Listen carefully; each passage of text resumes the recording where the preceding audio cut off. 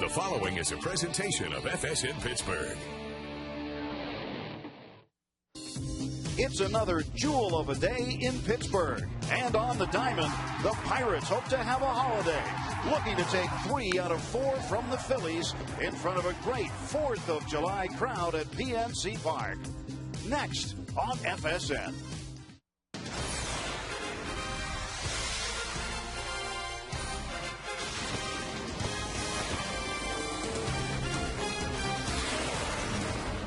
Time to jump into action once again as kids coming through the gates get their Stars and Stripes Build-A-Bear parents celebrating one of the best days of the year, Independence Day 2010. Pirates looking for a win against the Phillies in Game 4 of this 4-game series. Hi again, everybody, and happy 4th of July. Along with Bob Walk, I'm Tim Neverett. You went through it. You were named an All-Star, and for the first time, Evan Meek has been named an All-Star today. Very excited for him.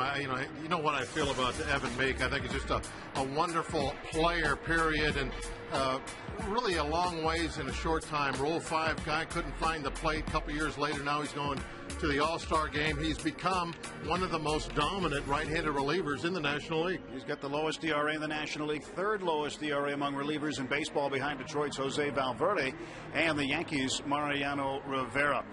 Last night, another first, as Pedro Alvarez got his first Major League home run. He is our PNC achiever as he went opposite field off Kyle Kendrick for home run number 1. Pedro Alvarez also playing some very good defense. PNC for the achiever in us all. And hopefully we're going to see a lot of those long balls over the years.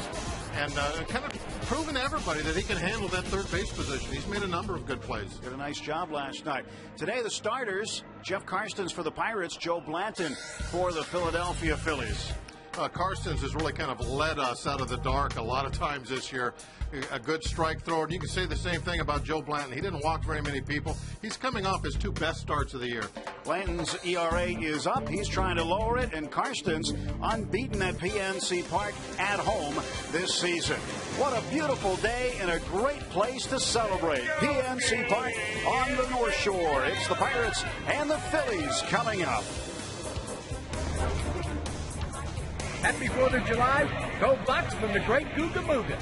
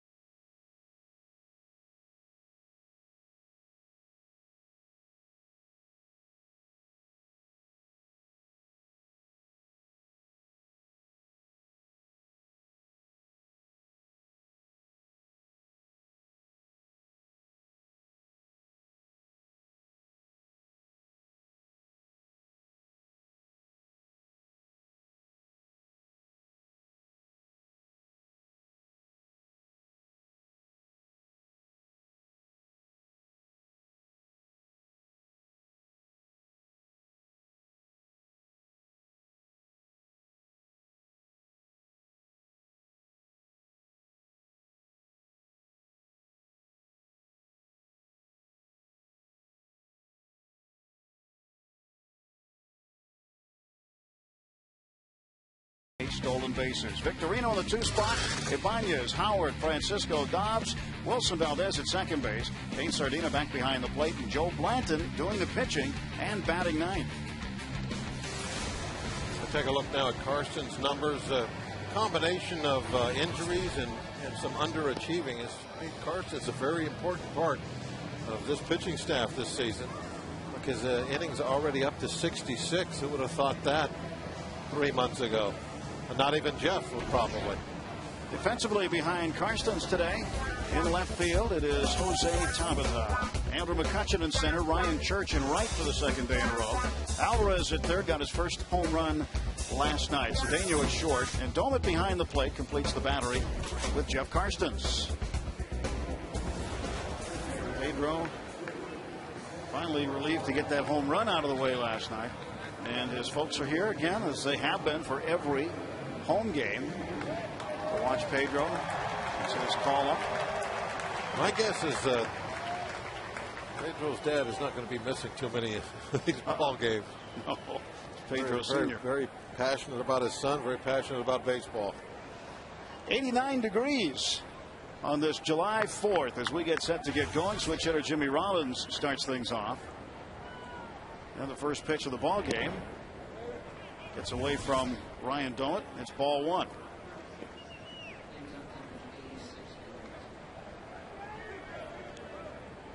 Rollins last night ended up a triple shy of the cycle. Single, double, home run, walked. He scored 3 times, drove in 3. Fouls this one away.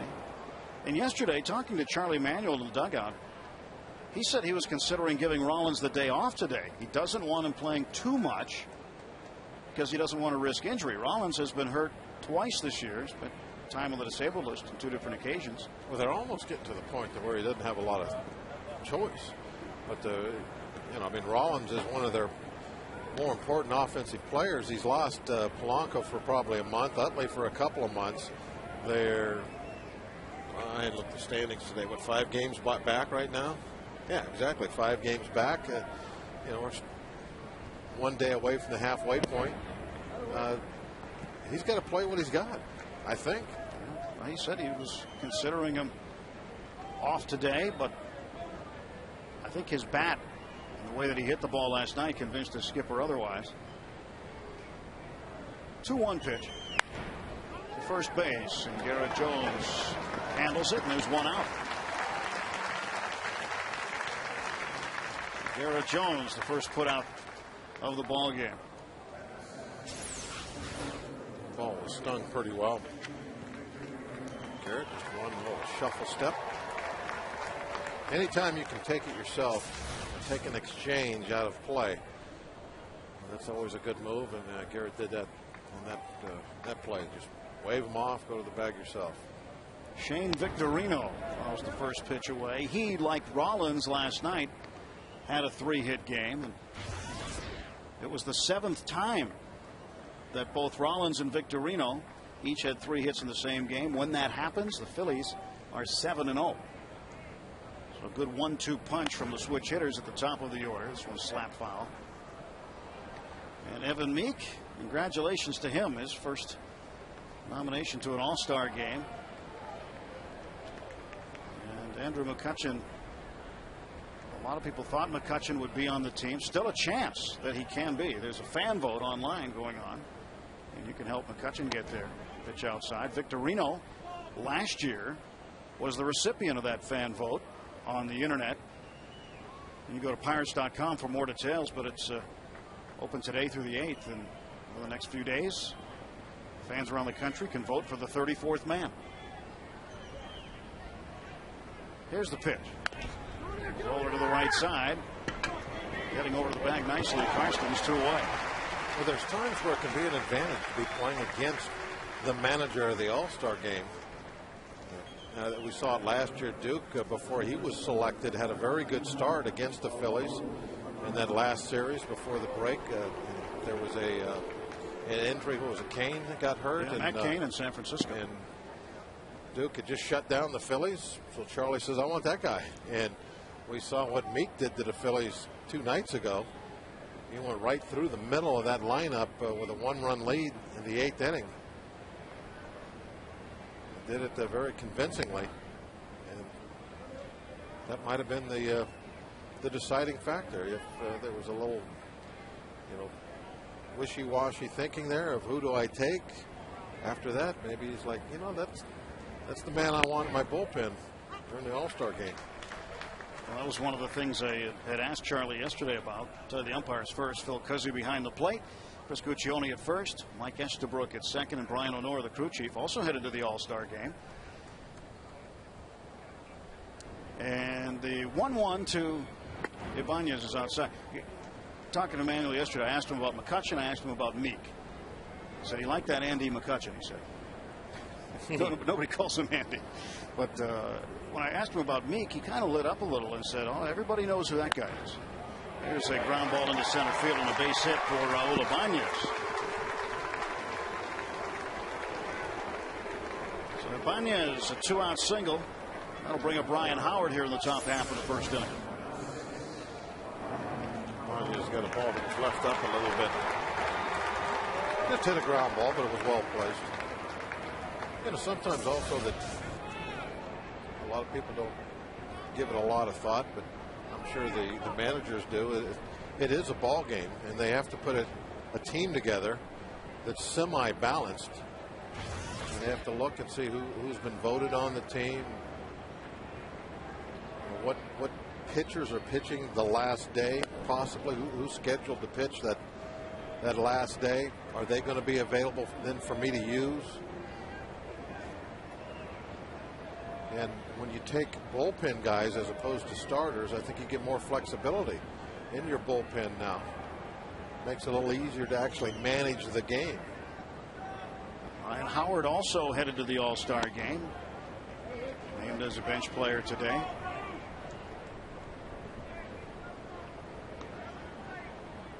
And for a manager, you got one of your own guys who's on the fence. Whether you pick him, whether you pick somebody else, typically you're going to go with your own guy. And that's what Charlie did. He picked Ryan Howard today. 1-0. That's high. 2 balls and no strikes. Yeah, you have to have some loyalty to your own players, that's for sure. That's a tradition been going on forever. 2 outs. Ibanez at first. I was a little surprised, though, to be honest with you. Knowing how Charlie loves offense. There's a ground ball to right field. Walker throws him out. There's where that shift comes into play. And the second time during the series that Howard has been thrown out from short right field. Karstens gets through the first. No score.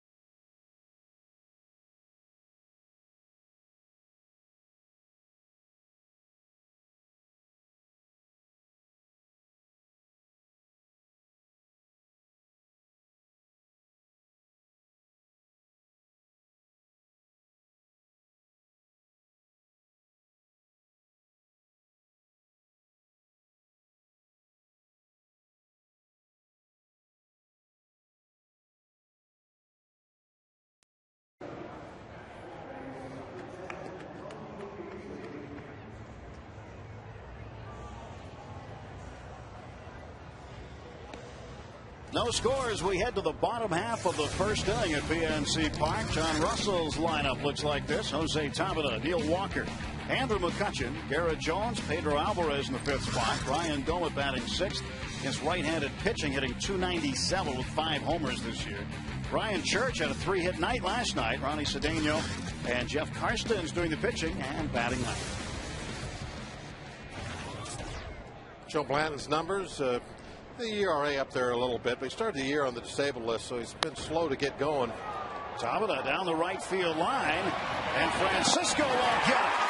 And around first and into second with a leadoff double is Jose Tabata. Somehow swinging at the first pitch of the game. A lot of times Tabata, he'll go up there and he'll do a lot of taking. He likes deep counts. He's not afraid to go to 2 strikes, but very aggressive here. Just a decent fly ball. Nothing special about it, but perfectly placed just inside the foul line. Ben Francisco played it as well as he could under the circumstances. But now the Pirates with a runner in scoring position in Jose Tabata. Yeah, there wasn't much he could have done differently. He even got the ball back in fairly quickly. Neil Walker, switch hitter, batting left. 1 ball and no strikes to Walker. Walker came back last night after sitting out a week, went 1 for 4. Had the concussion issue, suffered in Oakland last Friday. And started again last night. 2-0 to Walker.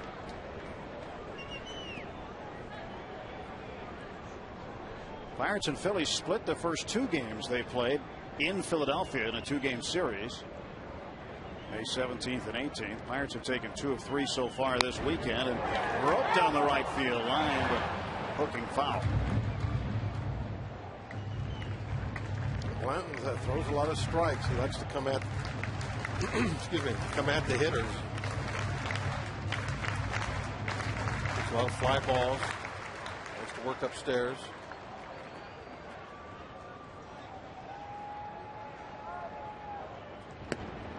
Two and two now to Neal. You'll see a lot of that this afternoon if Blanton has a good ball game. Guys swinging balls just out of their zone a little bit. Those fastballs, high 80s, just a little above the letters. Tough to lay off. Tabata off of second base. Nobody out. And this one toward the middle. Rollins will glove it. And Walker safe. Base hit for Neil Walker. Walker showing that he is a pretty good runner also. Got good speed.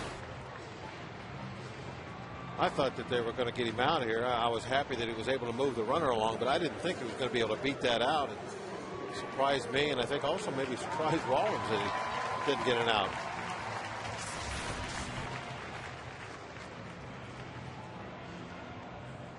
Charlie Manuel looking on, and he sees his starter in a little bit of trouble early in the ball game. Bottom of the first, nobody out, runners at the corners. And Andrew McCutchen, who many thought would make the All-Star team. He was my pick, because as I was saying there before we get the last out, last inning, Charlie loves offense. He's a former hitting coach. One of the things he's always talking about is his lineup here in Philadelphia. And the sluggers they have. You know he's got to love a guy like McCutchen. Loves him. He calls him Andy. Yes. And that is ball 2. McCutchen just a tick under 300 at 299. Ended up with a double last night in his final at bat. I beg your pardon. He went 0 for 2. That was a Cedeno pinch hitting for him that got the double. And then with the score the way it was, John Russell got McCutchen out of the ball game early.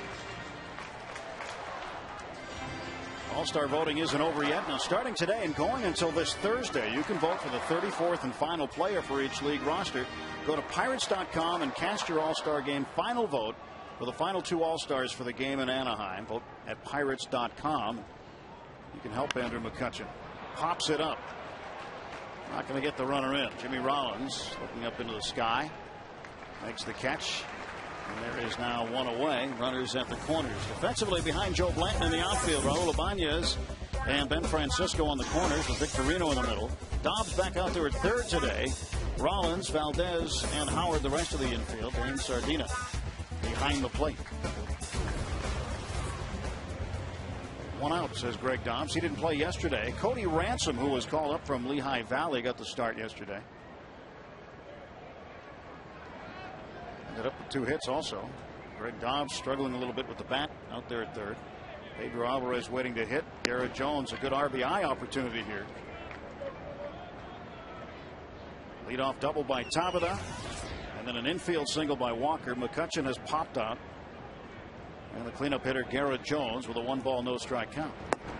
Now it's 1-1. Blaine's going to work upstairs. That's where he likes to go with everybody. And in this situation, that's what you're trying to do as a hitter. You don't want to hit a ground ball. You want to get it to the outfield in the air. At least get a sacrifice fly.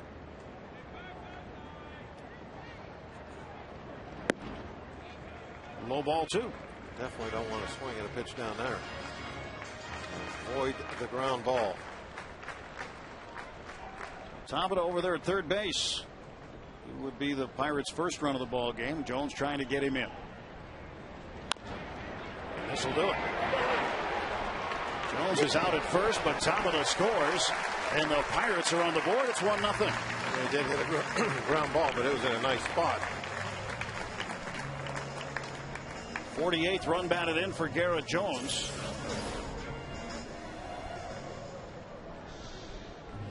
Valdez did a good job to get to that ball, prevent it from going into the outfield. So many times when a hitter tries to pull a ball, they put it on the ground.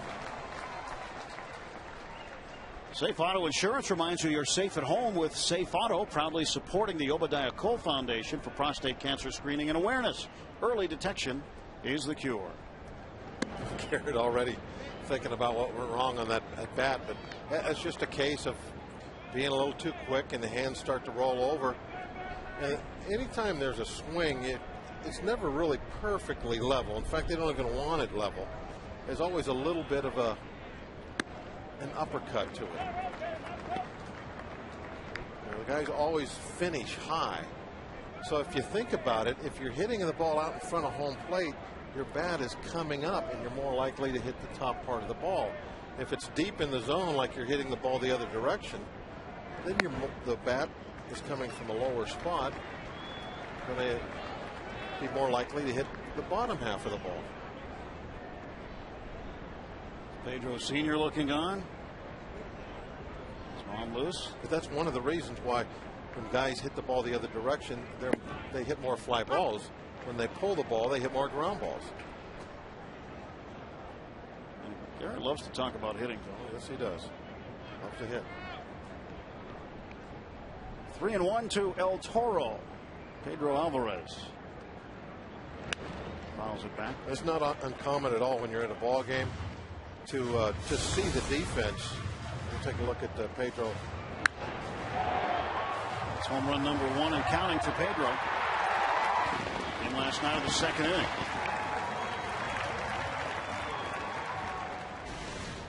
A full count, 3-2, and Blanton's payoff pitch. Base hit to right. And here comes Walker. Safe. 2-0 Pirates. An RBI single for Pedro. Walker, a great slide there. I really loved that. It was hard, late slide right to the plate. There was nothing fancy about it. He's just trying to get his foot to the bag as soon as he could. A little hesitation out there by Francisco before he came into the ball. That helped also. But look at that slide right to the plate. Francisco had a hard time reading that ball off the bat. When it was first hit, he just froze. He didn't make any move almost until that ball was about to hit the ground. Then he started to charge it. You like it when guys slide right in. I know you don't like them when they slide by and grab with their hand, do you? No, I don't like that at all. I'm not sure I mean, it's used all the time, and when that slide might help is hardly ever.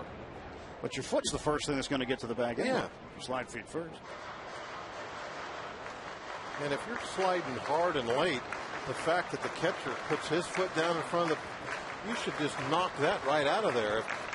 You know, especially for somebody like Walker, it's got good size. He goes 200 pounds.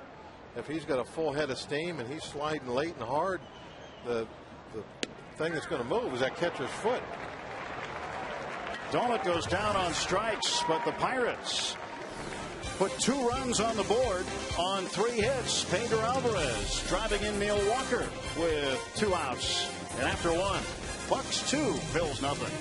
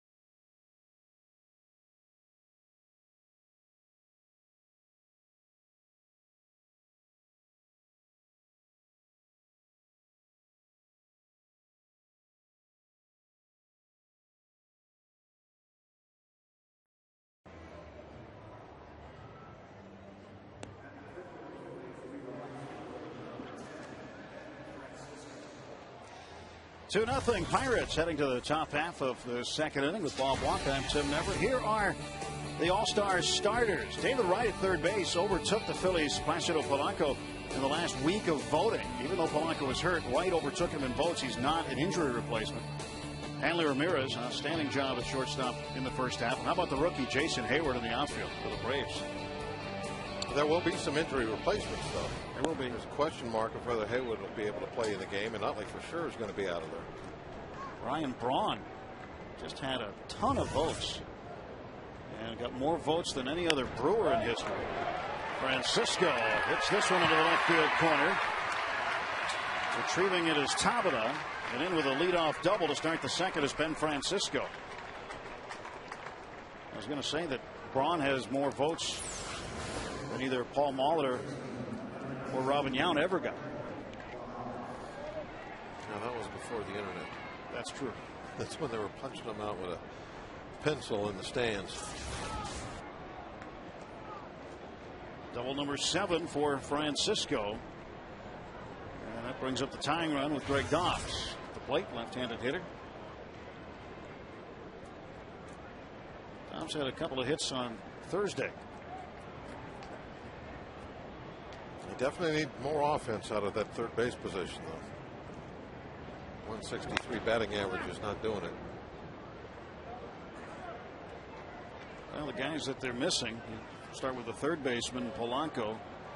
His numbers, 318, 5 home runs, 27 runs batted in. And then with Utley out, that's a 277 average, 11 homers and 37 runs batted in. So you got to replace 16 homers and over 60 runs batted in your lineup at this point in time. The ball to the right side. Karsten's covered. And that moves Francisco down to third base.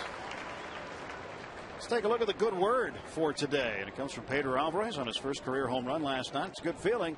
It's a shame we couldn't accompany that with a win. My intention is to every day get a little better and better. But probably this was as comfortable as I felt all year so far. The good word from Pedro Alvarez. It's also the first game that Pedro did not strike out. You can certainly see the improvement coming. It's been very slow, like he says, a little bit better, but the strikeouts, it's not necessarily the strikeouts, but the swinging and missing is starting to go away. His first multi-hit game last night. Like that swing and miss right there on a fastball. We were seeing that a lot with Pedro early on. Now those swings and misses are becoming foul balls, and he's starting to center the ball up, of course, with the head of the bat, which is what we're really looking for. And first time today, line drive, RBI single out in the right field. Valdez takes ball one. Right here, the job for Jeff Karstens is to try to keep the runner Francisco at third. Jamie Moyer, who had a good outing the other night, but didn't come away with the win. Had a bad throw. One bad throw, and it wasn't to the plate. Yeah, it cost him a couple of runs, and that cost him the game. This will get a run in. Trade the out for the run. It's 2-1 as Valdez gets an RBI, scoring Francisco. RBI number 21 for Valdez. Early in the game, 2-run cushion. You're going to play back and just make sure you get that out. That's a trade you'll make every time. And the Phillies, they want to get on the board, so that's a trade that is good for both teams. You know, in baseball, there's trades like that. Oh, really? Sometimes. That's why they grade trades. I think they're both happy with that. The Phillies are happy with getting that single run. They're on the board, and the Pirates right now are happy that 2 outs, nobody on. Just an out away from getting back in that dugout. Out of the sun on a hot day, back to the bat rack. To left field, right at Tabata. Let's go hit. Jose puts it away and gives a fan a souvenir. Karstens through 2 with a 2-1 lead.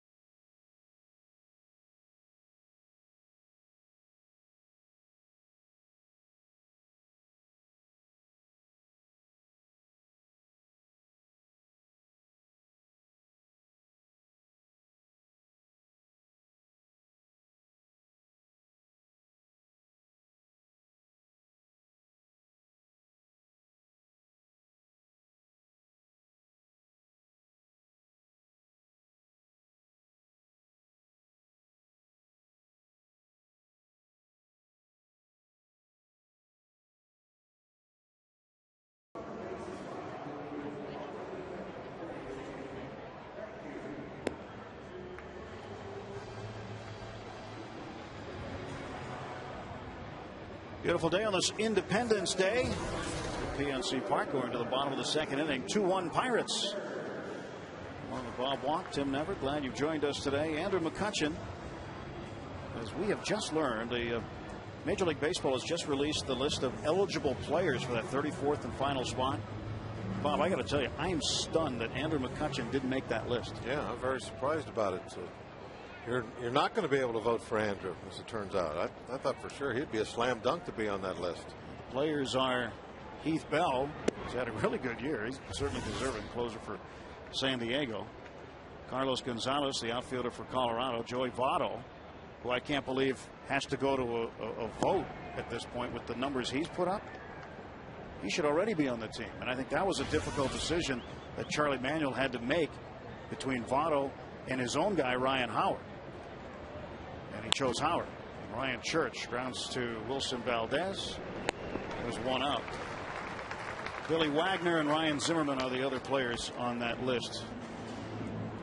Today's This Day in Pirates history, brought to you by our friends at Day Automotive. July 4th, 1979. Bill Madlock, 2 doubles and 3 runs batted in. Willie Stargell hits 2 homers and scored 3 runs. Pete Vukovich took the loss for the Cards. 6-4 the final score. That's our day in Pirates history. Thank you to Day Automotive. Stars and Stripes, Build-A-Bear Parrots, popular item today. Ted Simmons in that game, I'm sure, had the American flags on the shin guards. He used to always put the American flag on the knee of the shin guards. Cedeno pops it up. Late break by Victorino, but didn't need much of a break. He's got it for out number 2. That'll bring up Jeff Karstens. And knowing Pete the way I do, he probably had 1 Converse and 1 Adidas on. Didn't pay much attention to his shoes. Well, he used to do that. Couldn't make up what brand he wanted to wear, so he'd always wear 1 of each. The crowd out on the Riverwalk today. He'd march to a different drummer back in those days. Jeff Karstens 2 for 15 at the plate.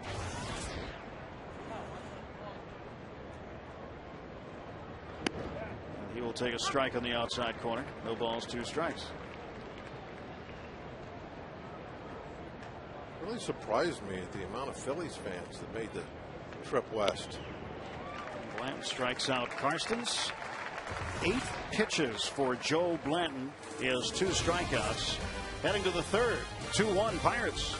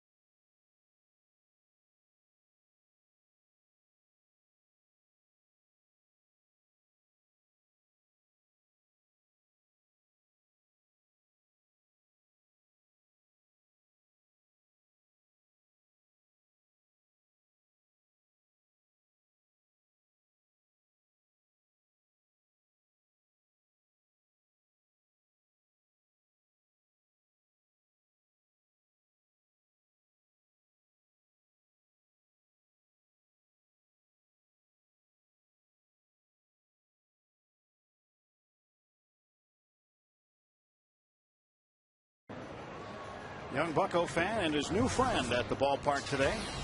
Take a look at the American League starters for the All-Star game. Tristan Morneau at first, Robinson Cano at second for the Yankees, Evan Longoria from Tampa Bay at third, and the shortstop Jeter. Ichiro in the outfield. Boy, we just saw Josh Hamilton. What a player he is. Certainly deserving to be an All-Star starter. I think the Pirates caught him at the wrong time, Bob, because he was I'm not sure there's a right time to catch him. Everybody's caught him at the wrong time as far as they're concerned. It's been the right time for Hamilton in Texas this whole season. The Reds took a kind of a gamble on Hamilton a few years back now, I guess 3 years ago. And boy, did that pay off for the Reds and Texas. Blanton, a fillet of fish to right field. And a leadoff single for the pitcher. Host your next special event at PNC Park. It's perfect for corporate events, weddings, bar mitzvahs, and more. Catering options are available in the Lexus Club, Pittsburgh Baseball Club, or the Trib Total Media Hall of Fame Club at PNC Park.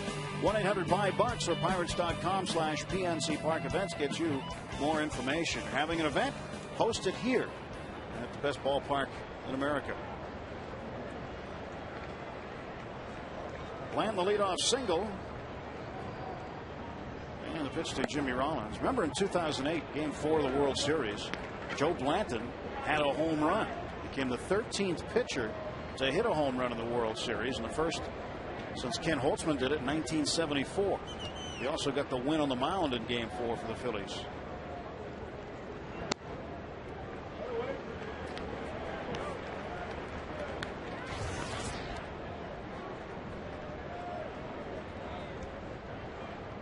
Two balls, no strikes.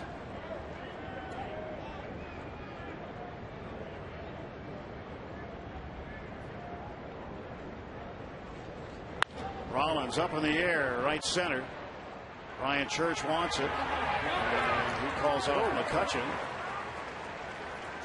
Or did he?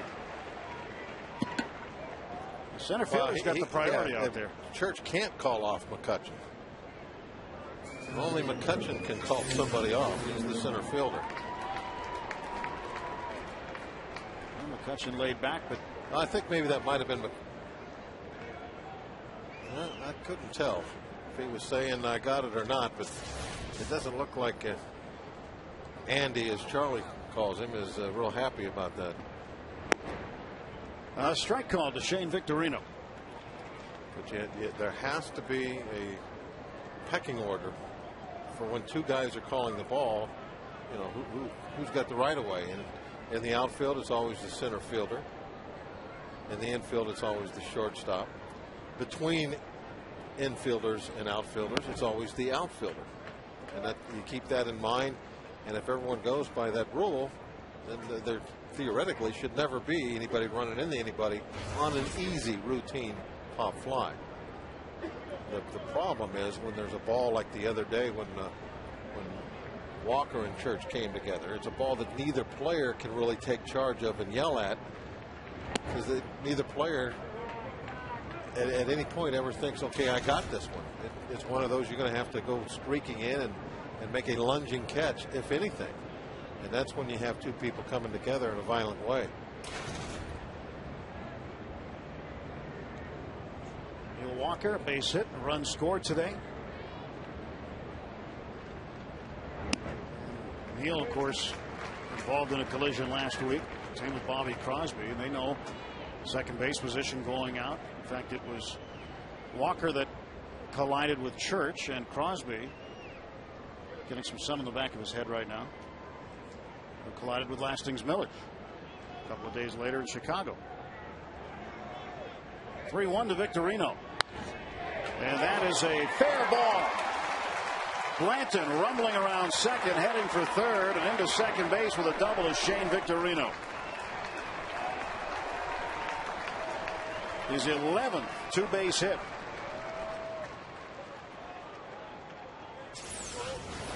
Well, you see the ball just ripped hard down the line, and that the stands where the corner comes out comes into play as the ball hooks over there and right off the edge.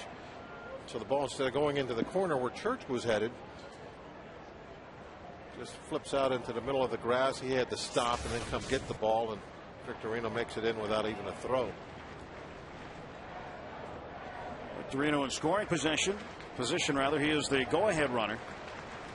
Tying runs at third, and Joe Blanton. So the infield will come in. So Raul Ibanez, they're not 100% of the way in. Neil Walker playing a little bit deeper at second base for the left-handed hitting Ibanez. Well, it kind of is a little bit surprising, to be honest with you. There's the go-ahead run is in scoring position at second base. You don't want to allow a cheap single to sneak through the infield, and instead of tying the game, it puts you behind. 1-0. Ibanez single to right field, and Victorino's going to get held up as Church guns it back home. Well, there was nothing cheap about that. The infield could have been playing wherever they wanted to. They weren't going to stop that bullet. It hit so hard that the speed of the flying Hawaiian didn't help. He had to be stopped. Joe Kerrigan now will play the dugout.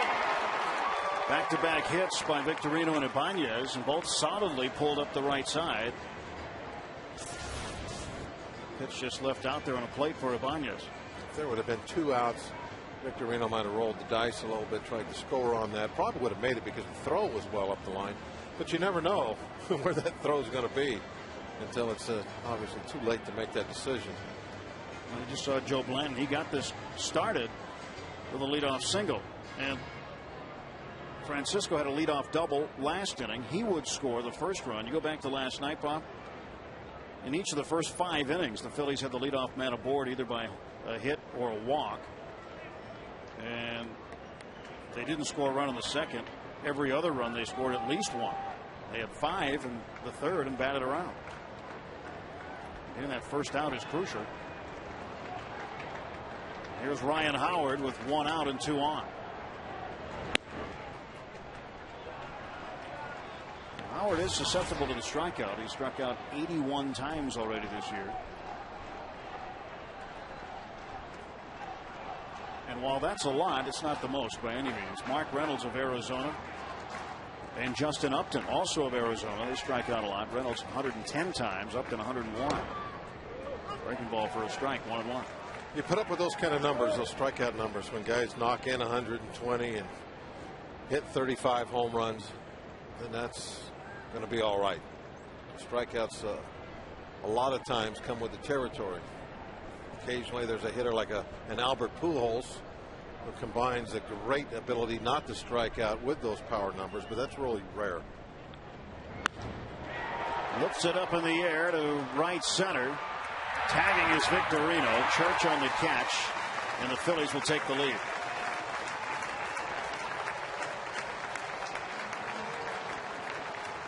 RBI number 59 for Ryan Howard.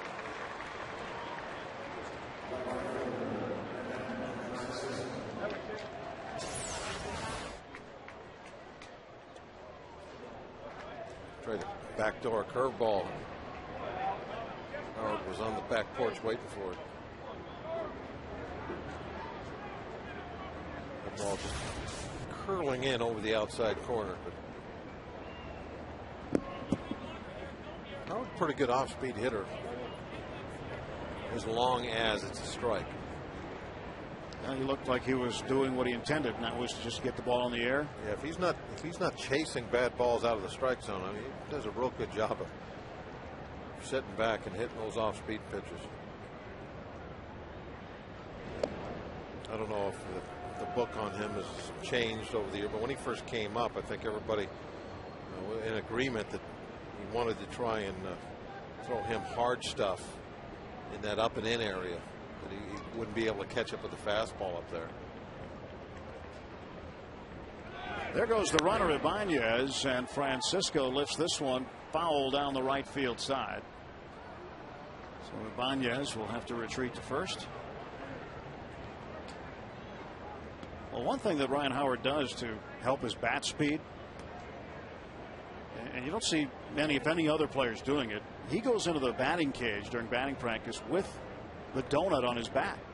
He'll hit with a weight on his bat, and it's not any kind of newfangled weight. It's a regular old donut that you have in the on deck circle, and so it teaches him to hit the ball on the barrel and not on the label where the donut rests, and then he'll take part of his batting practice that way. Then he'll take it off and go without it. That's a fair ball. No throw for Pedro, and Francisco aboard for the second time. It's a base hit.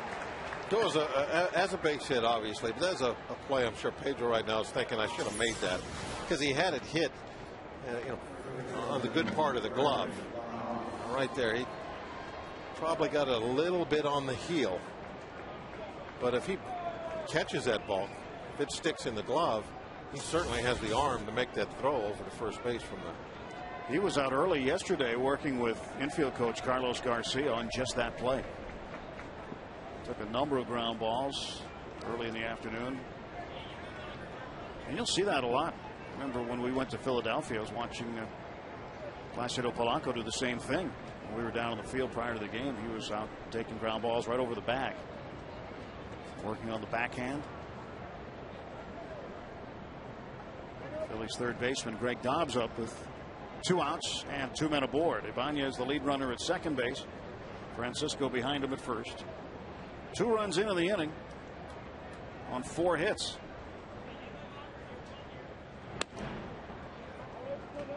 Phillies with their first lead of the afternoon.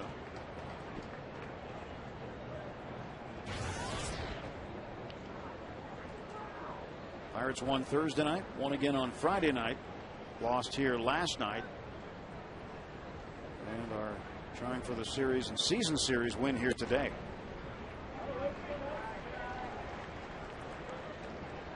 Jeff Karstens starting to labor a little bit early. It's the 20th pitch this inning.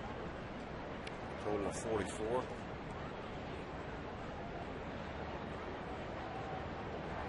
Not always easy to do, but especially on the hot, humid days, you want to stay out of any kind of long inning. 2-1 now to Greg Dobbs. Getting back to the All-Star thing for that extra player.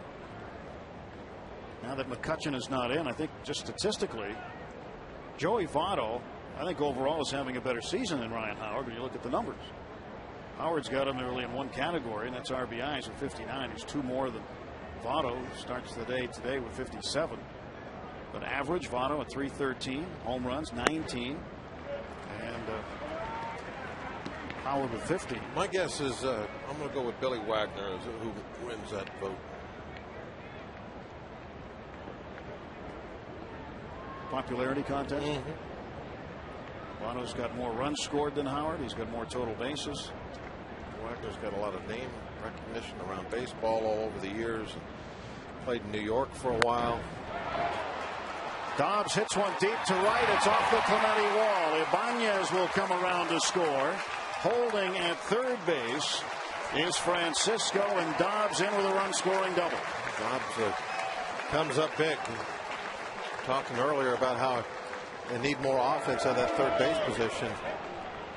That's what they need out of him.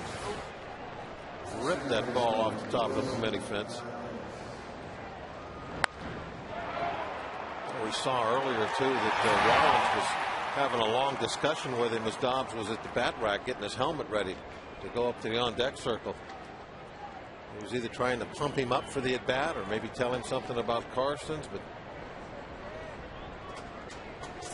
that sort of thing goes on, and Rollins is pretty much a leader down there on that team. If there's anybody going to be saying something, it's probably going to be Jimmy Rollins.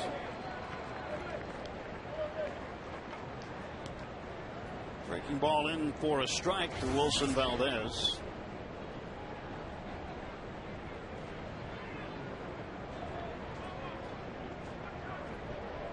Two outs, second and third for the Phillies. 3 runs in this inning. Up in the air, back of second base. Cedeno will take care of it. But the damage done. Jeff Karstens gives up 3, and the Phillies ahead 4-2.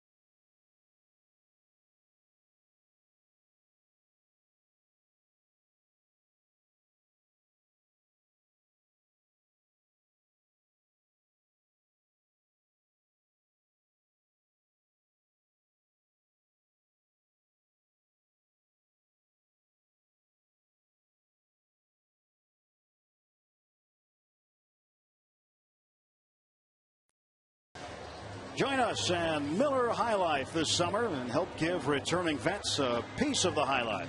Go to MillerHighLife.com for details. Great shot of the flyover yesterday here at PNC Park. Boy, that was just a great pregame. I was talking to Rob King before about just, I mean, that was baseball yesterday before the game. The full house here, the beautiful sight of downtown Pittsburgh, the boats all over the river, and jets coming over, and national anthem being sung. I mean, it was, that's what it's all about. Summertime, baseball, 4th of July weekend. Great shot. There's a lot of boats that are moored over on the other side of the bridge. They're getting ready for the races, it looks like. They've set out the big orange buoys that they have out there. To Jimmy Rollins. And Tabata is out to start the Pirates half of the third.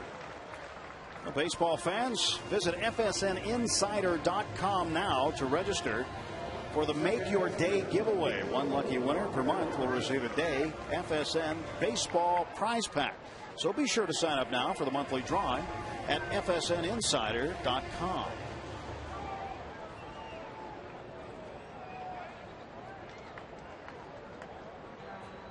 Neil Walker 1 for 1 today. Takes a strike. Neil showing a little speed that first at bat. Ground ball up the middle. Looked like it was just going to be a positive out. Moved Tabata into third base. He used his legs to beat it out. Pirates were in business in that first inning. Pirates get 2 in the first on 3 hits. Tabata and Walker at the top of that lineup. That combination, I really like what we've seen so far out of those two guys. Well, when Neil came back yesterday, John Russell, who had liked what he had seen out of Pedro Alvarez in the 2 spot, really, you'd think it would be a no-brainer because Walker's been hitting there, but he's actually said he struggled with the decision to move Alvarez back to the 6th spot or the 5th spot. Well, when it's all said and done, Alvarez is going to be a middle of the lineup guy. He's not going to. That number 2 spot is just a temporary deal to try and get him a few more fastballs to hit with Tabata when he gets on base. As a pitcher, you got a speed guy over there. You're worried about getting the ball to the catcher, worried about a stolen base. You have a tendency to want to throw more fastballs. Catchers have a tendency to want to call more fastballs with a fast guy at first. And I think they were using that fact to get Alvarez some more fastballs to hit. But I think that's just a temporary solution to that. And he takes strike 3. Dropped curveball in.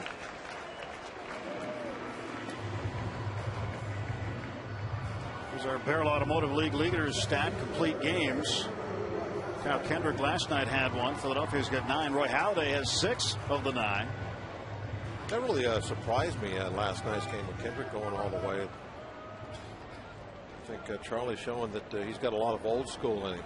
That's the way games were managed 20, 30 years ago. But nowadays, you get a starting pitcher anywhere near 100 pitches and a huge lead. They had a 10-run lead. They'll get that guy out of there. But Kendrick was allowed to finish it off last night. Well, we saw that back on the 18th of May. Roy Halladay pitching against the Pirates. And in the 8th inning, he was starting to struggle, and Charlie Manuel came out, and 99 times out of 100 in the big leagues, when you see that manager coming out of the 8th, he's coming to get him. Well, no, he went out and just said, "You okay?" Halladay said, "Yep." He said, "That's all I need to know." He turned around, went back to the dugout. Roy ended up with a complete game, but he lost. McCutchen fouls it back, and the count 2-2.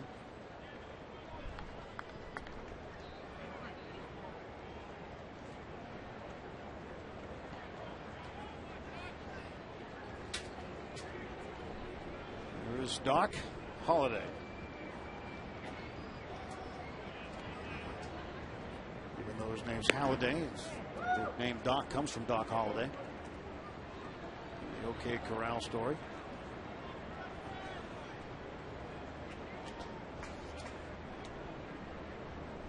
DJ Carrasco out there loosening up. And McCutchen strikes out. 4 strikeouts now for Joe Blanton, and he got 2 this inning.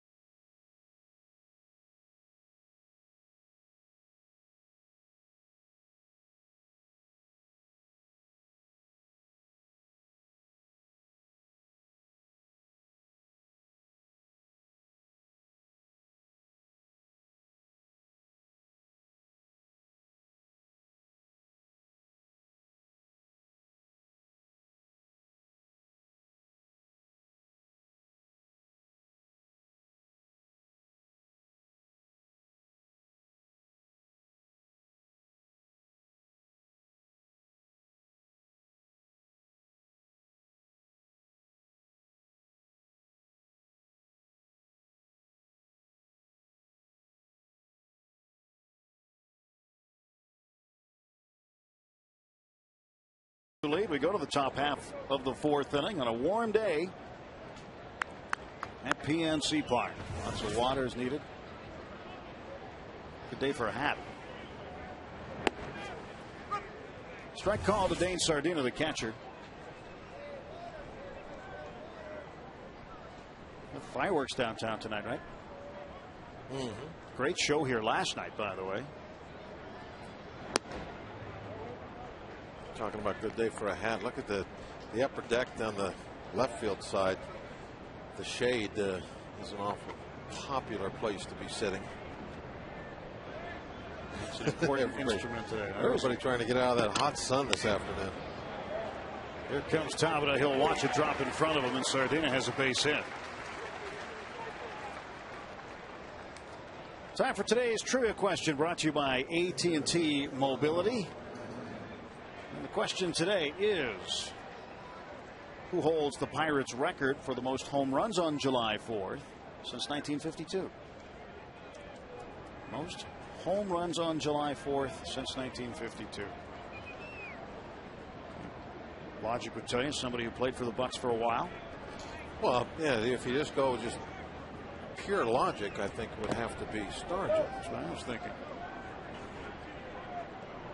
Played his whole career as a Pirate. Many fourths. Hit tons of home runs.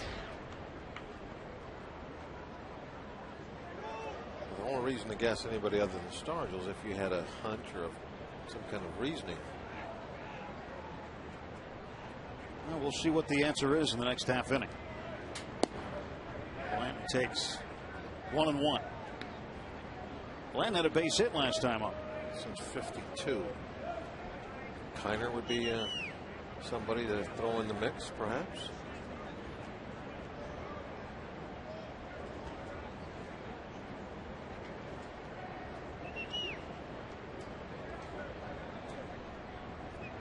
Blanton lays it down. That's a fair ball down to second base. They got the one there. Back to first. Double play.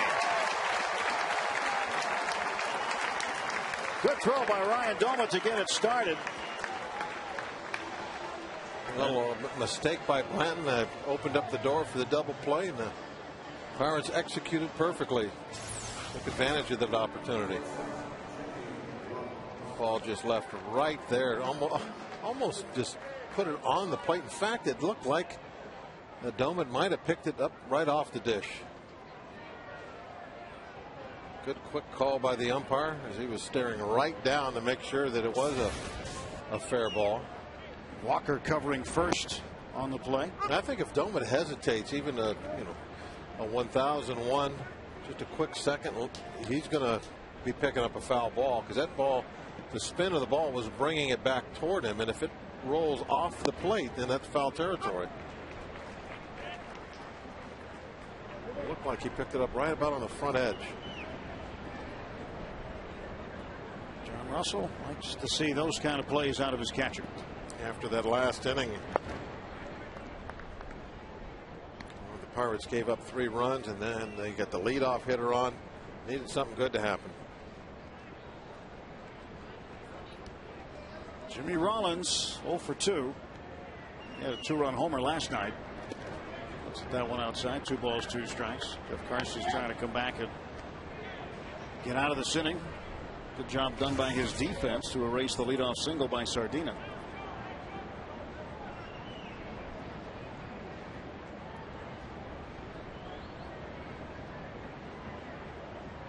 Now Karsten's ready for the 2-2 pitch. To center field. Andrew McCutcheon. Can of corn for him. And that's a quick top of the 4th. Phillies still with a 2-run lead.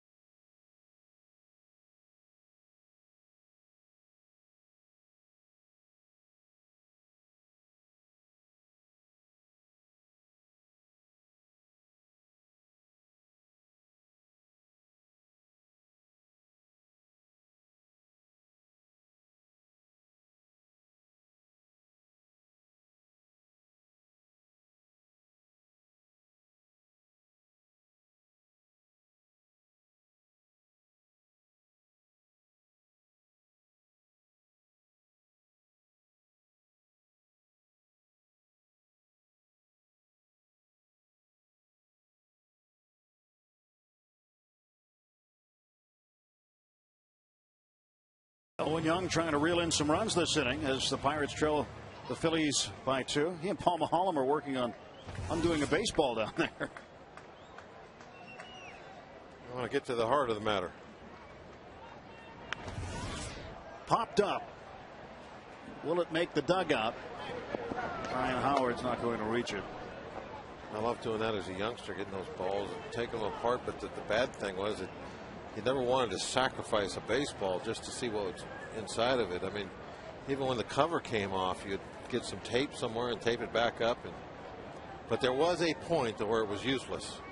And then that was a happy time, because now we're going to take it apart and we'll see what's in the middle of this thing. And it just points out you don't have to be a youngster to still want to see what's in the middle of that ball. It's almost like a letdown when you get there, though. Yeah, it's not much there. It's like, well, it's kind of what I thought was there.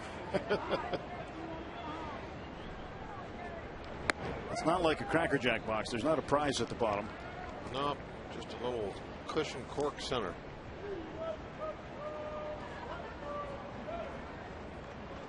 One of the things you do to stay occupied during a game. You don't see guys ripping apart baseballs often, but we see them today. Garrett Jones' last home run came on the 13th of June in Detroit against the Tigers. To Shane Victorino. That is out number 1. It's time to answer today's AT&T Mobility Trivia question. We gave it to you last time out, and I'm guessing by the shot of that statue, Bob, that you were right on your answer. Record for most home runs on July 4th since 1952. Is it Pops? It is 6. Yeah, I wish another one of those times where I want to go with my. I was talking about.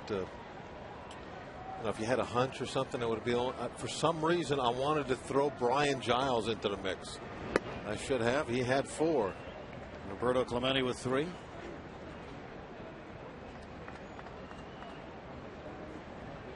Brian Giles. Well, Giles was a Pirate, boy. He hit home runs at a pretty steady pace, that's for sure. Chance for Alvarez. He'll be aboard as Dobbs boots it.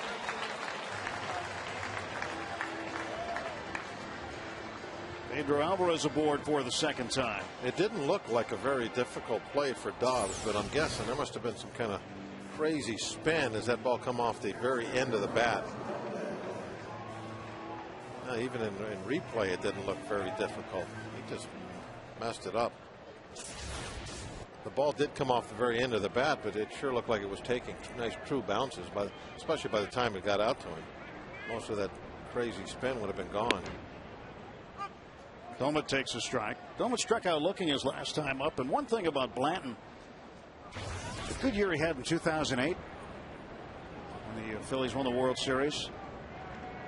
You go back and look at his strikeouts and the type of strikeouts, 51% of them were looking.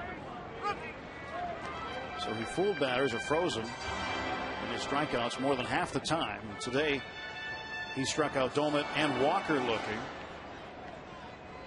And he got Karstens and McCutchen swinging. It looks like they're down to the middle, Bob. They're at the core of the matter. Another strike called to Domet. And he goes down twice looking.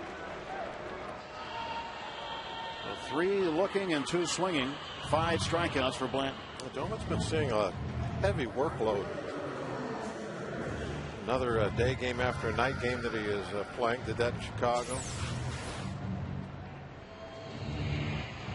His last 4 strikeouts have come looking. He had 2 backwards Ks against him on Friday night, and the Pirates would win 2-0. But he had a hit mixed in as well and a run scored. Let's see. There it is. It's a cushion cork center. A little bit of rubber around a little ball of cork. Now Delwyn Young's got to clean up all the string. Strike to Ryan Church. Now what's he going to do with it? Oh, look at that. How they've all the ingredients right there in front. I like that. All sorted out, man. They're trying to figure out how to put it back together. That's why they saved that all. Now they're going to put it back together and make a baseball. That's what you need right there to build a baseball.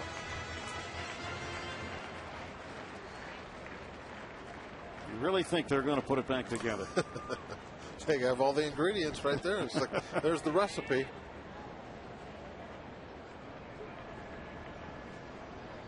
1-2. That's high 2-2. I think you need to cut the center in half, though, so you actually get into the cork. Well, they did a nice job with the hide. You got to take the rubber covering off the cork. You can see how tightly it's wound. The rubber still has the impression of the yarn. Full count now to Church.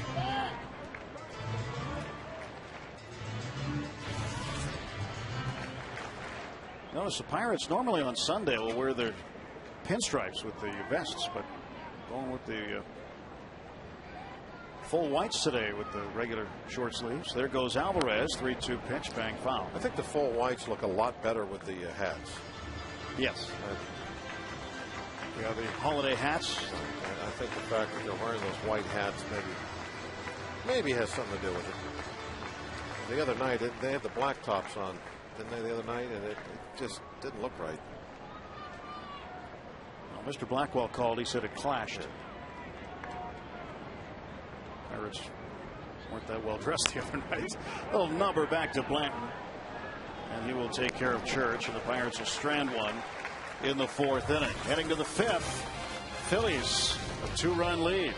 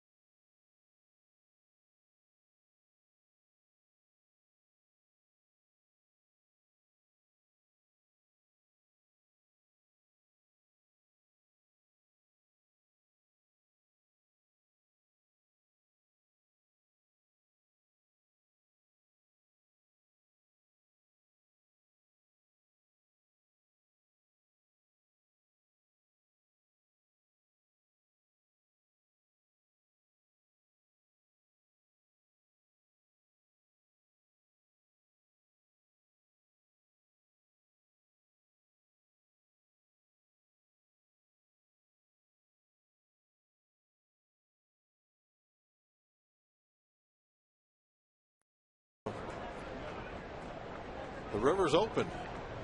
Boats are moving again. What a great day to be out on the river. Sitting out there in a houseboat, how great would that be? Watching the fireworks tonight there, you see the highway is open. Victorino pops this one up, foul ground. Garrett Jones takes care of it for the out. Victorino now 1 for 3. Well, Delwyn Young looking at another one. And just trying to figure out a good starting point maybe for that ball. Sure. Hey, he's thinking about how to put it back together. That's what he's doing. He's looking to see how the seams are together.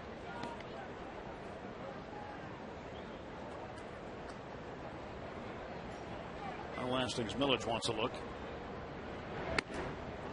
Raul Ibanez, 2 balls and no strikes. Ibanez 2 for 2 today. They are studying the baseball.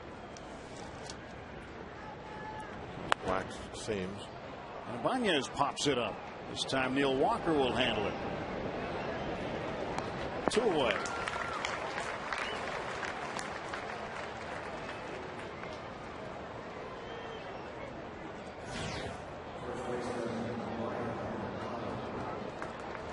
Rawlings have been making the baseballs for a long, long time now. Originally they were, I believe, Spalding's, right? Used to be Spalding, yeah. But that was a long time ago because I've never thrown a Spalding. So. Well, the Spalding used to have the deeper blue writing on it. And Rawlings still has the blue writing on it. It's just not as deep blue as the Spalding was.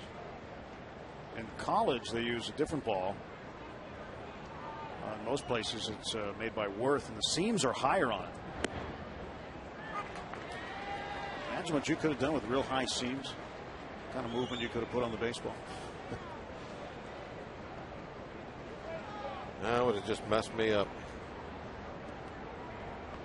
That one's bounced at the plate. A ball and 2 strikes for Ryan Howard. Maybe something more to worry about.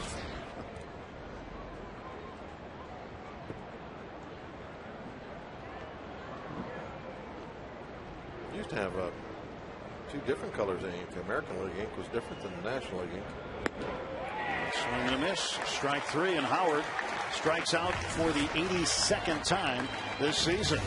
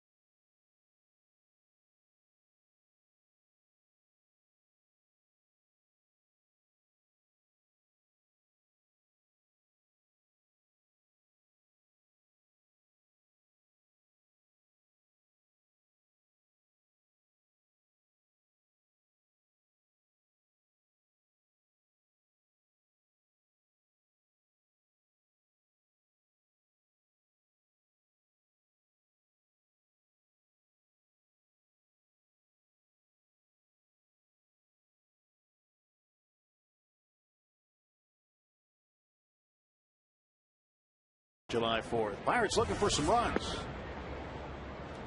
Cedeno takes ball 1 low. It'll be Cedeno, then Karstens, and then the top of the order, Jose Tabata.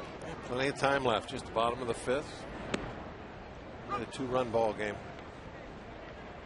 The Pirates have been out hit substantially, 8-5. Or excuse me, 8-3. This one shot foul right side and out of play. Ronnie Cedeno struggling with the bat. Came in to pinch hit last night and got a wall double. The opposite field. Had 1 hit on the road trip. And it was a bunt base hit. Every now and then you can see the kind of pop he's got in his bat. A lot of potential.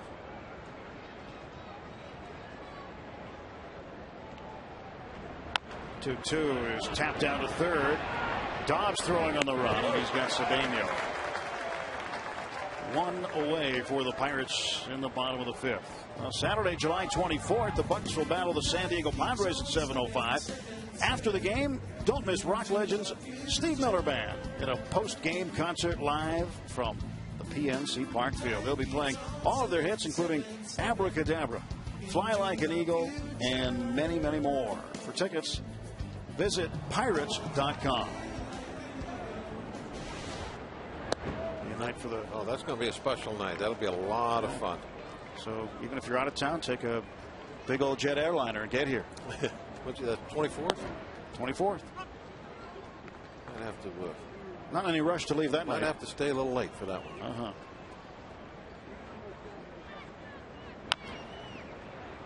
Swinging bunt for Karstens. Sardina throws him out, 2 away.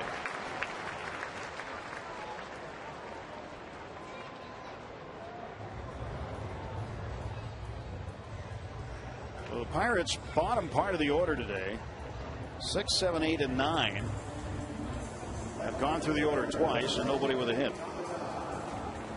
There we go. That's kind of boat I'd want. Motorhome on the water. Yeah. Get satellite TV on that. Yeah, just go out. Just enjoy the day. It's got its own mailbox now. That's a grill out in the front.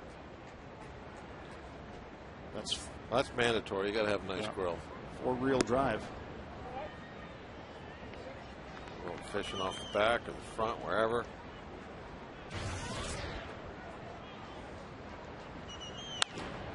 Top it to second base. Wilson Valdez handles it. And a quick inning for Joe Blanton as the Pirates are done in order in the 5th. We'll head to the 6th when we return to PNC Park.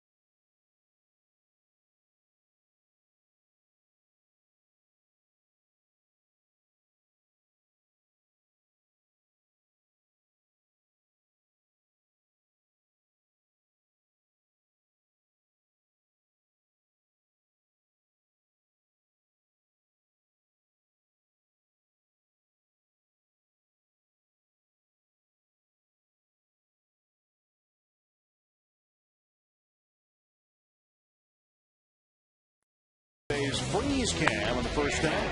2 outs. Alvarez a single to right, and Walker coming in. Throw from Francisco. Sardina blocking the plate. The Walker sliding feet first, arriving well before the ball, scoring the second run for the Pirates. That's the Coors Light Freeze Cam, brought to you by Coors Light, the world's most refreshing beer. Top half of the 6th. 4-2 Phillies. Francisco is 2 for 2, double and a single and a run scored.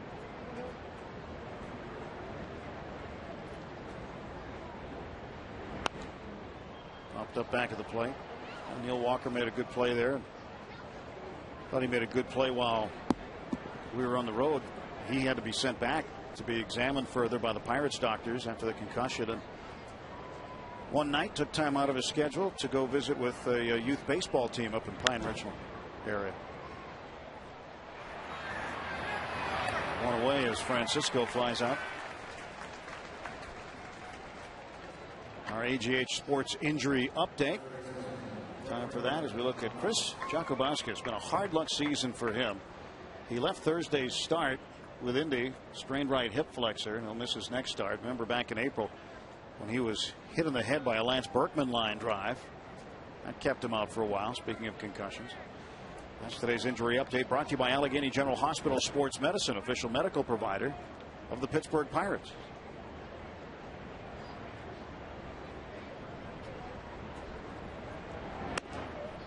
Greg Dobbs takes ball 2. I thought that was nice of Neil, though, even though he had a few hours off in the afternoon. How does he spend his time? He goes and visits with kids. Dobbs crushes this one high and deep to right, and this ball is foul. It's completely out of the ballpark. Wow. And not wet. Nice catch. Fan kept it from going in the river.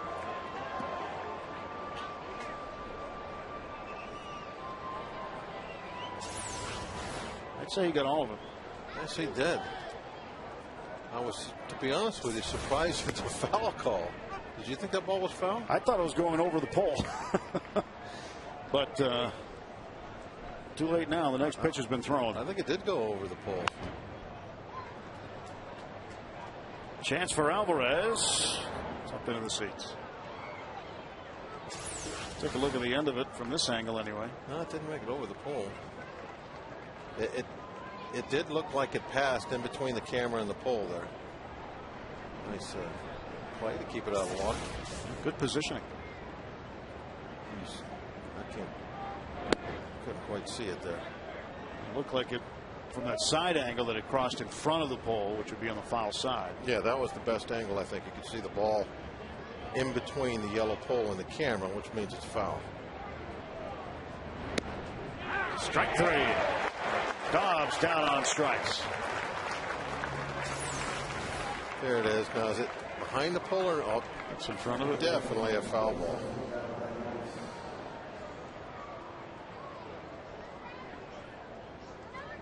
Pretty high up. Yep. That's a tough one to call. And from our angle, and we're high up too, where we sit, I thought it went over the pole. Ground ball right back to Karstens by Wilson Valdez. Quick inning. He takes care of the Phillies in order. Phillies with a 4-2 lead. Walker, McCutchen, and Jones coming up.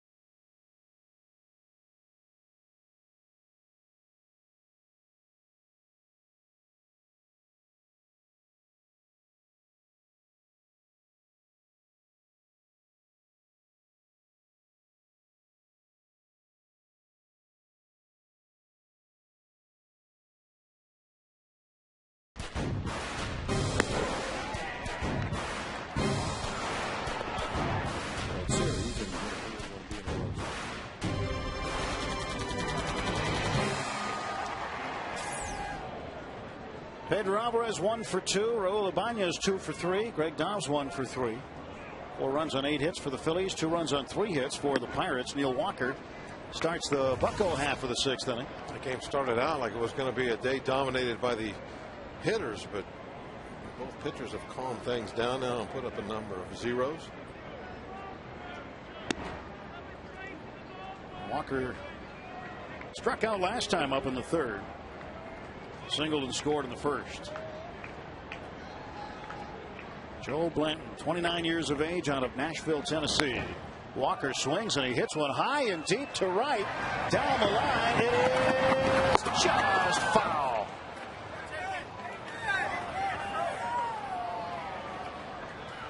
And Neal gave it a ride, but like Dobbs in the last half inning, just to the right of the foul pole. Hit it in between the yellow lines. The wrong yellow lines. You're going to see two yellow lines down there when this ball hits off the wall. It's the thicker one that is the foul or fair line. The other one just signifies out of play. Thinner yellow line. And that's a new thing this year at PNC Park. Walker pulls a foul. There they are. The thin line, that's just anything over on that side that's out of play. And of course, that big thick one that you see, that's the extension of the foul line going up to meet the foul pole.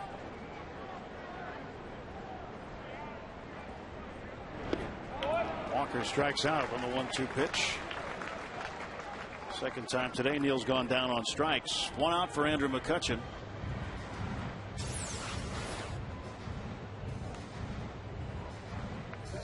Like a changeup.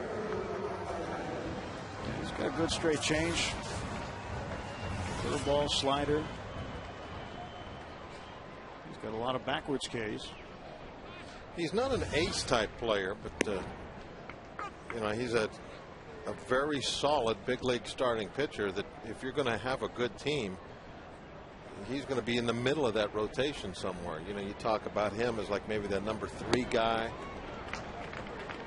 3-4 starter. Those are the type of guys you have to have in that rotation. You know, a horse or two that helps a great deal also, but you also need some pretty solid pitchers in the middle area that are going to eat up innings for you and do it in a fashion that's going to win you ball games. And that's the type of pitcher that Joe Blanton is. Came within a whisker of pitching 200 innings last season.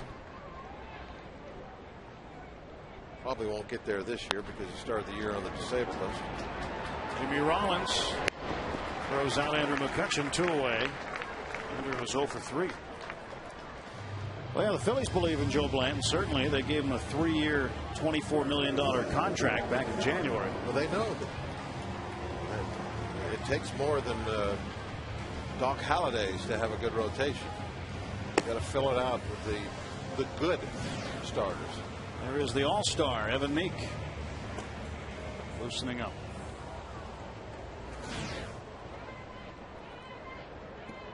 There's the Doc.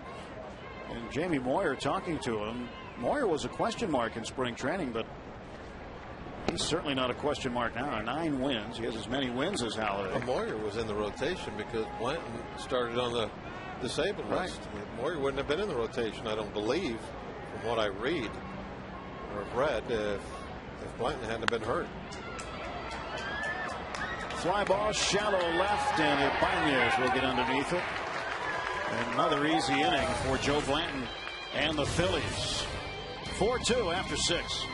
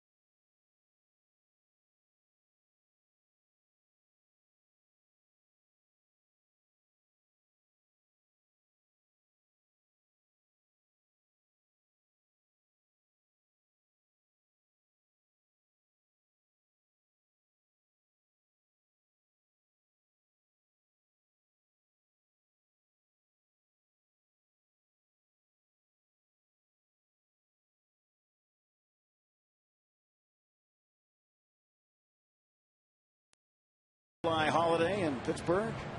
Big crowd on hand, along with Bob Walk. I'm Tim Neverett. Glad you're with us watching Pirates baseball. And they are dressed for the occasion. With this heat, I'm surprised their shirt sleeves don't run.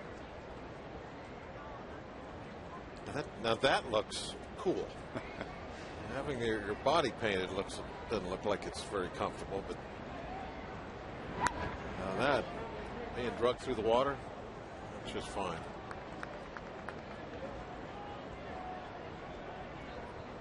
Is that just a big donor?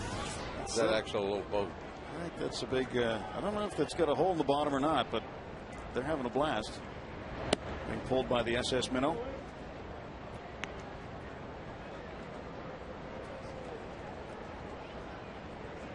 Yes, those are glasses. They get fingerprints on them. Yeah, those probably have had a lot of fingerprints on them, and will have a lot more. It certainly will.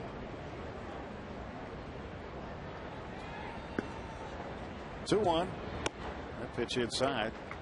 Payne Sardina. Like your car keys, your watch, glasses, those are all good things to play with. Anything that's not really a toy becomes a toy. Sardina belts this one to left field. Going back, and it is gone.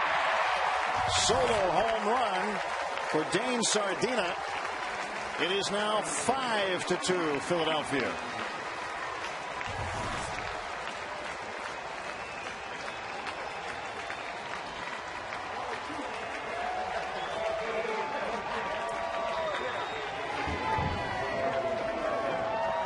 Jeff Karsten's the 14th home run he's given up.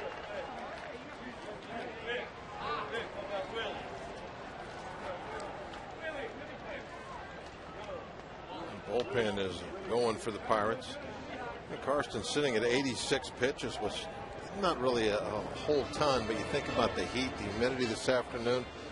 He did have that one inning of the third where he got extended quite a bit. I wonder maybe the gas tank's getting a little on the low side. She's in the front row, and she got herself a baseball. John Russell coming out now. And Karsten's has only pitched 7 full innings one time this year.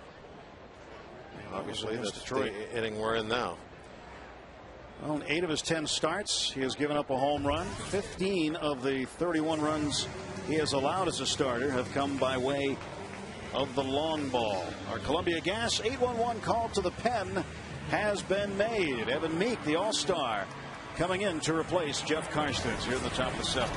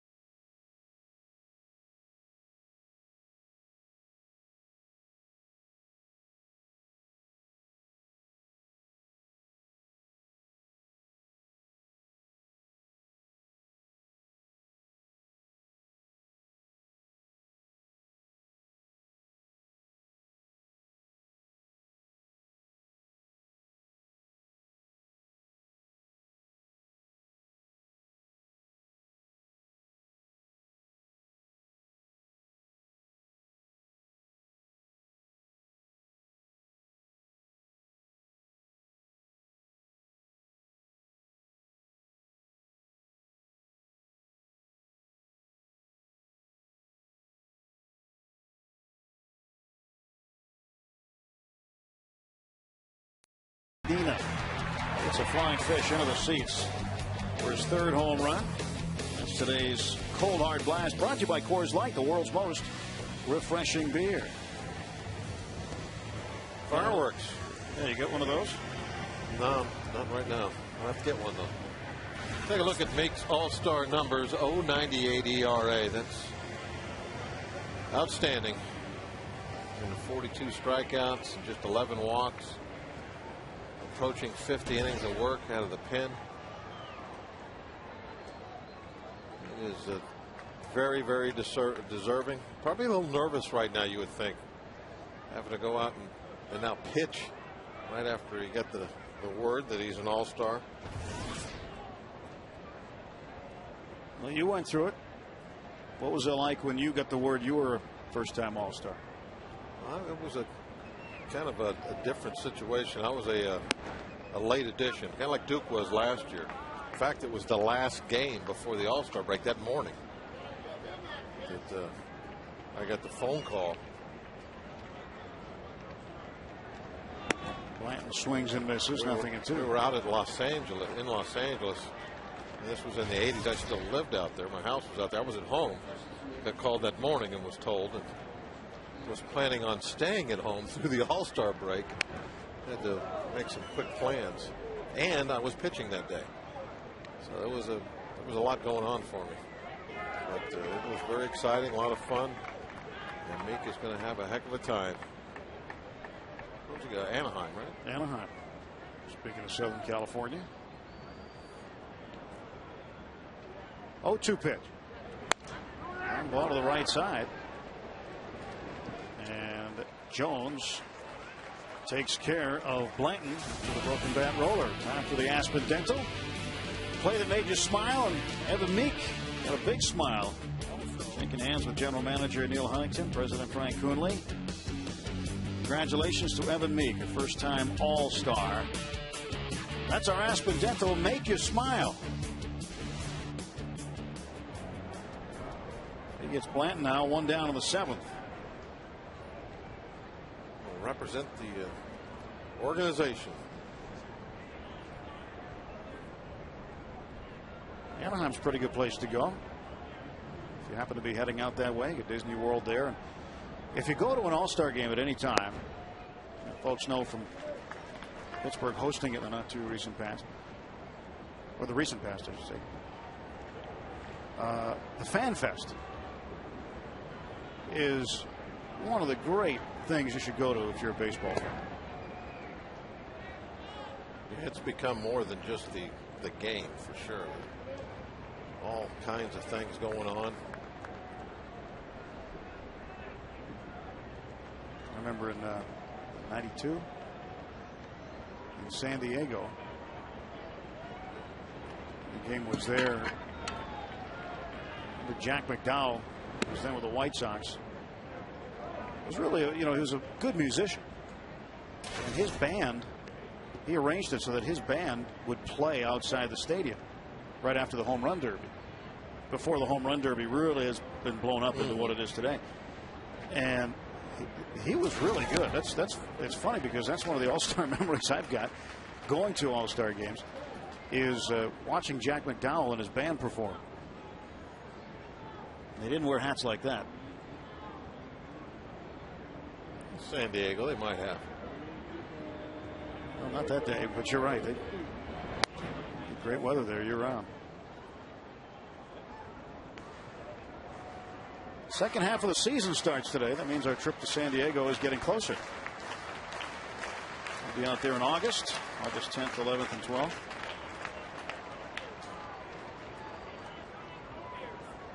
The best weather of any city in America, year round.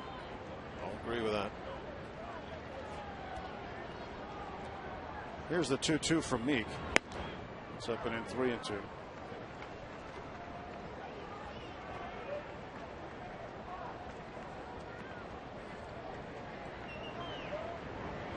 Jimmy Rollins.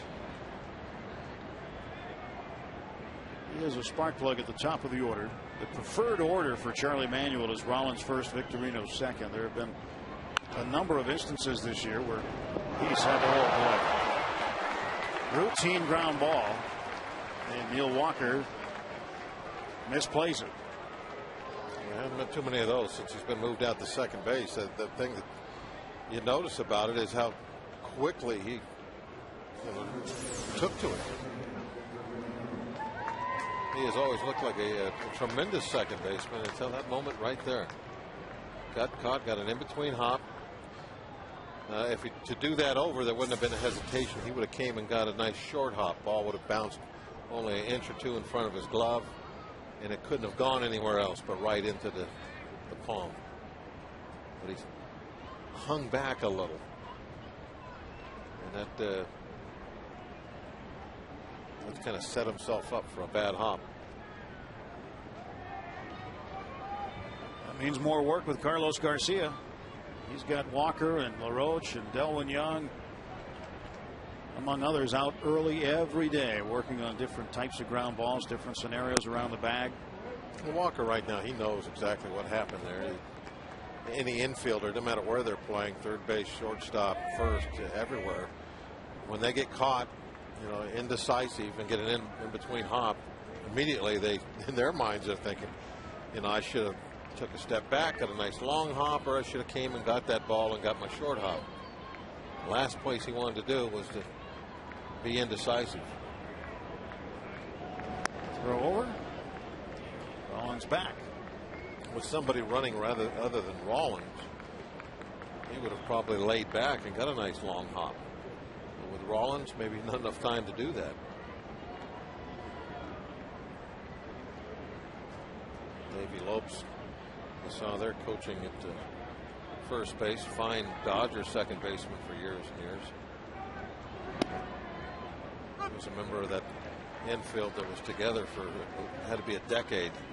Ron Say, Bill Russell, Davey Lopes, Steve Garvey.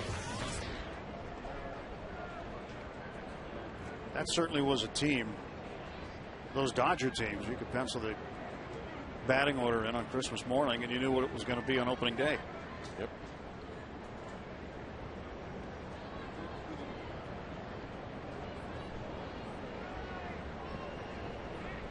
I think the Pirates are hoping for that now with this core group of young players.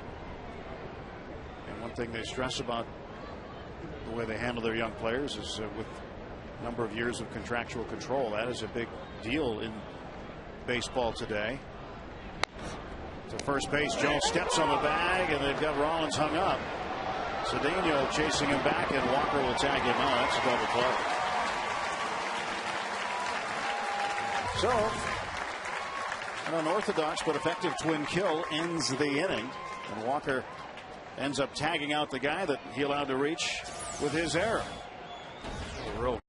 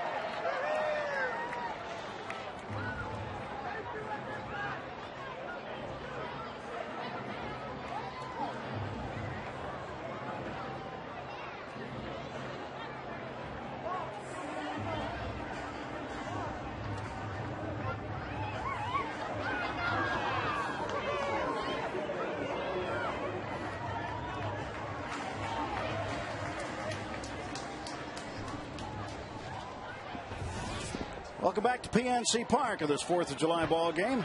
Final game of a 4-game homestand and a 4-game series with the Phillies. Joe Blanton delivering to Pedro Alvarez. 3-run ball game in favor of the Phillies. Pirates went up 2-0 in the first. Phillies cut it in half in the second and put 3 up in the third and added another in the 7th on a home run by Sardina. And this one well hit. Deep right center. It's gone. El Toro strikes again. Pedro Alvarez, his second homer in as many days. It's 5-3. What was his good word? Just trying to get better a little bit every day. Well, he had 1 home run yesterday, another one today, RBI single. He might be real good in about 2 weeks. Got a breaking ball, left it up about belt high, and he belted it. Domet, a base hit to right field. The fireworks are still going for Pedro Alvarez. There it is again. Left it up.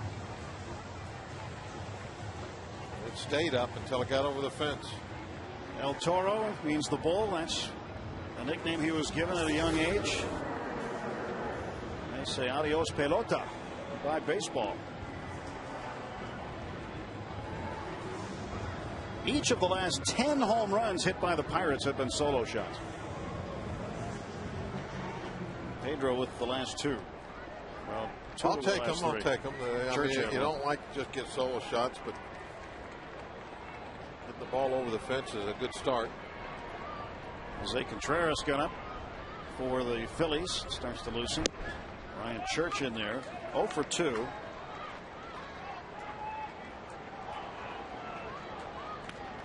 Well, in the future, Pedro Alvarez will be heading to the Midsummer Classic, you have a feeling.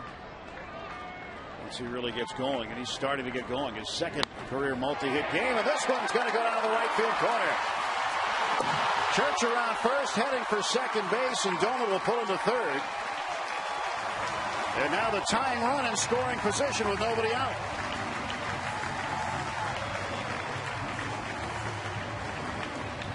This is what the Pirates have been waiting for, trying to bunch some hits together and try to force in some runs. Another off-speed pitch. This one, though, wasn't really left up, down, and in. And Church just rips it in the corner. Now, you were talking about Pedro Alvarez making a trip to the Midsummer Classic. Hopefully, it will be through the days of sending one player. Maybe sending 2, 3, maybe 4 guys. We have a number of players that look like they could become all-star caliber. Joe Blanton getting a visit now.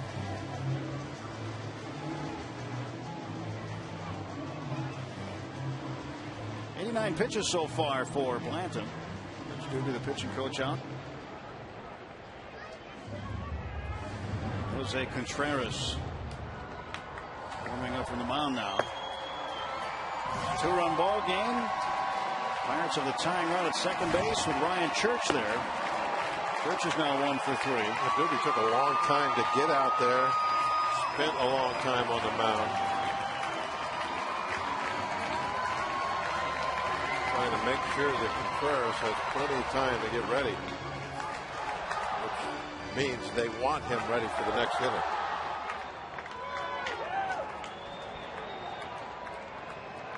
Ronnie Cedeno had a pinch hit double last night off the right field wall. Corners are in, and the first pitch low for a ball. Blanton came into today with a losing record 3-5, an inflated ERA of 6.19. However, in each of his last 3 starts, he's done pretty well. Back-to-back starts, he's gone 7 2/3 innings, and 2-0 over his last 3 starts. Pirates trying to get to him now in the bottom half of the 7th inning.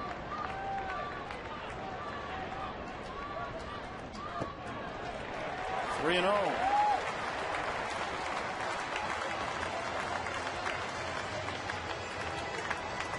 Pitcher spot due up, but Delwyn Young's got a bat on deck. Swinging the sledgehammer down there.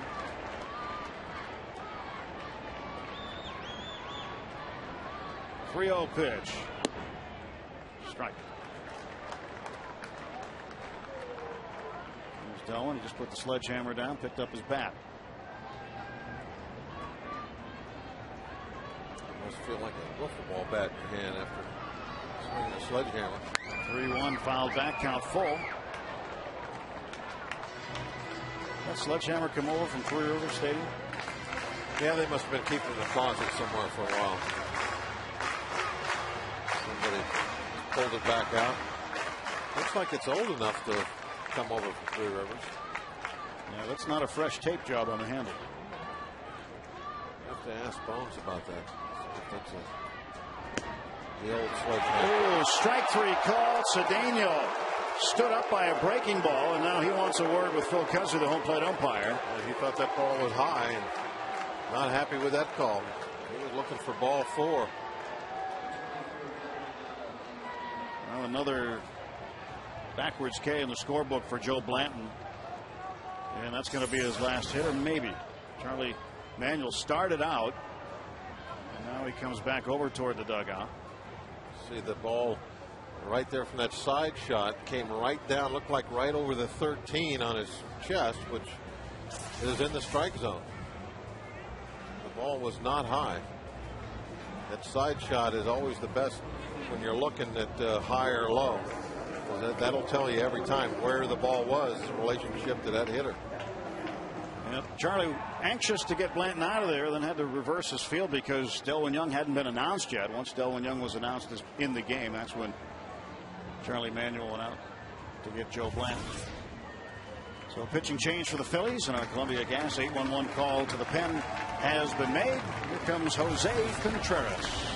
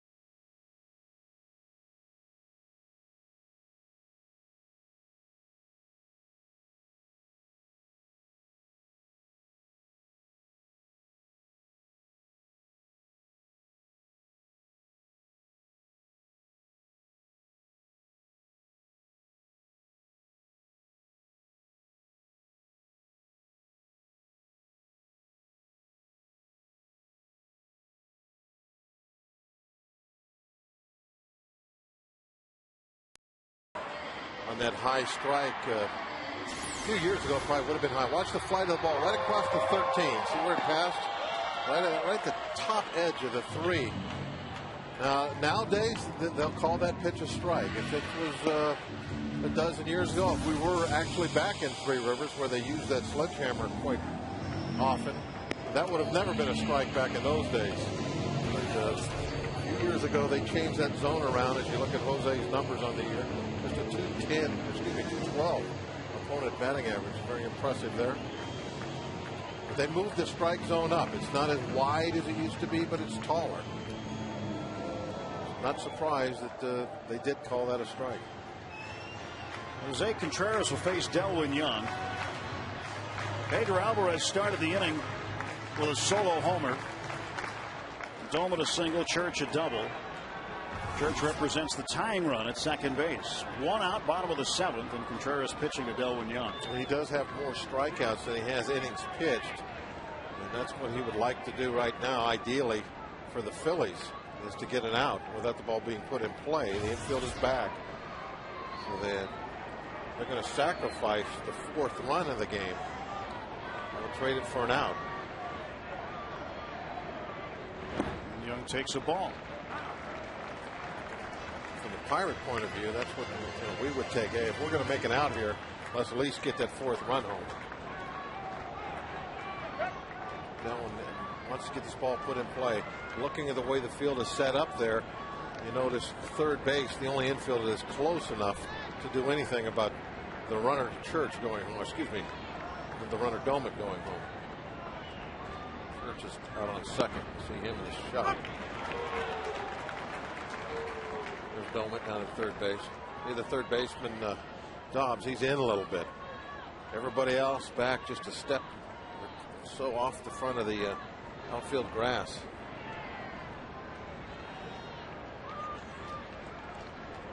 Whoa! Stranded all of them. That's a nice number for a relief pitcher, huh? That means he's due to give up one here. That's right. Hung off the end of the bat, foul, 1-2. But that really is a way that many people measure the effectiveness of any kind of a relief pitcher. So what's he do with those inherited runners? Delwyn Young at the plate has had some home runs this year off some big arms. Roy Halladay of the Phillies, Brian Wilson of the Giants, and Steven Strasburg in Strasburg's debut with Washington. In fact, that was the last home run the Pirates hit with a runner on base. A 2-run shot. To left field, and that is going to be in for a hit. Domet scores. Here comes Church into second. Delwyn Young ties the game with a 2-run double. When you know what's inside those baseballs, you can focus on them better. Young knows right what's in the middle of that ball, and that's what he's locked in on. There it goes, double. And a nice roll away. Tough play for Ibanez. Hit that cushion cork center. There it is. Delwyn Young performing the open court surgery on a baseball earlier today. The first inherited runners that Contreras has allowed to score this year, and those runners charged to Blanton, so book closed on him, and Blanton now will get a no decision.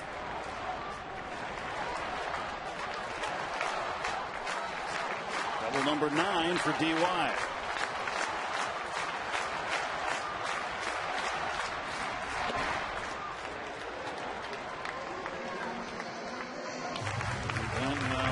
Concern. He finishes after 7 1/3, 6 hits, 5 earned runs, didn't walk anybody, and struck out 7. It's a no decision. New ball game now for the Pirates. Go ahead runner at second, and Contreras pitching to Tabata. And Tabata might have one. He does. And here comes Delwyn Young with the go ahead run. Pirates lead 6-5. Jimmy Rollins trying to keep that ball in the infield actually made it easier. The ball was hit fairly sharply. I'm not sure with one out whether we were going to try and score on this, but when Rollins got a piece of the ball, and that made it an easy decision. Tony Beasley said, yeah, go ahead. Go on home. Still 1 out. 4 runs in this inning, all started by a Pedro Alvarez home run. Here's Neil Walker, 1 for 3. Tabata might decide to take second base here. Certainly capable of it. Been very aggressive in his base running. Pirates trailed 5-2 at one point. Now have 6 runs up. A couple of key guys in this inning, Alvarez and Young.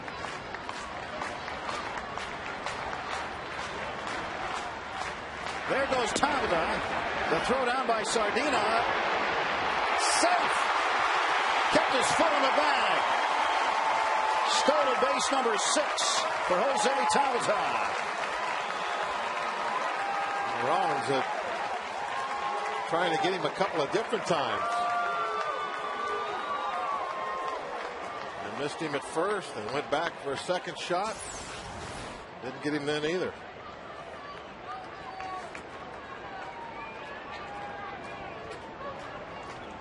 Well, he was off the bag here, Bob. Oh, yeah, he was well off the And bag. managed to avoid the tag. How about that? Put his foot right around the glove of Rollins. Great job by Estabrook, the second base umpire, seeing the miss by Rollins. Because it looked like when he came off the bag, it was going to be easy pickings. Somehow, it was like a little force field that kept that glove away from his foot.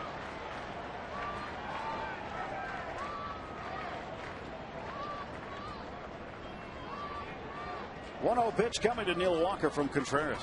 And he'll look back at second instead. I mean, there's no chance that he's going to be safe right there. And somehow, well, watch the glove go under the foot. Again, great call by the umpire, Estabrook. Great camera work, too, by our crew. 2-0. The umpires have done a very good job during this series. Some tough calls. They've got everything right. Every time we slow something down, they're right on it. And they called the home run last night that wasn't a home run. The ball that hit the top of the fence and came back in. They reviewed that, got that right. There's the ball today that, who was it? Dobbs hit. It was just a little bit foul, but right at the top of the foul pole. It was tough to see. We replayed that a few different times, different angles, and they were right on that.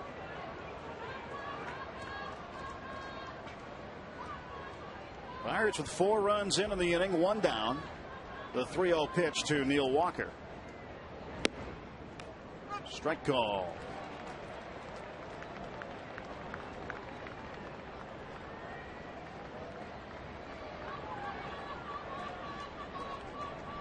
Here's the National League All-Star skipper Charlie Manuel.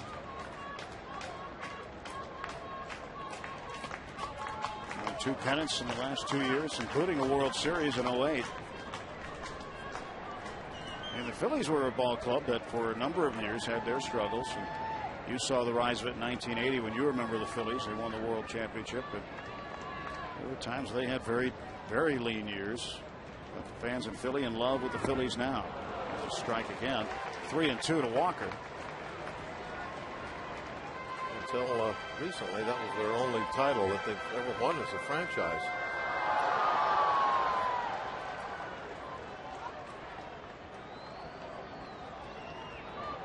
Philly fans not too happy now. Hope we're not keeping you awake. Payoff pitch coming. And it's ball 4.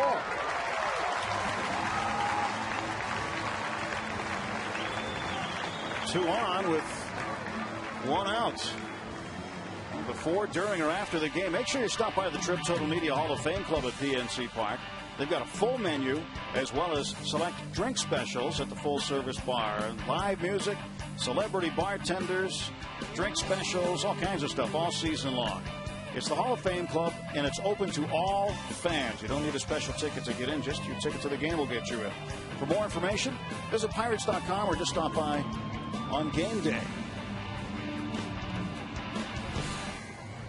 There they are in the Hall of Fame Club enjoying the view.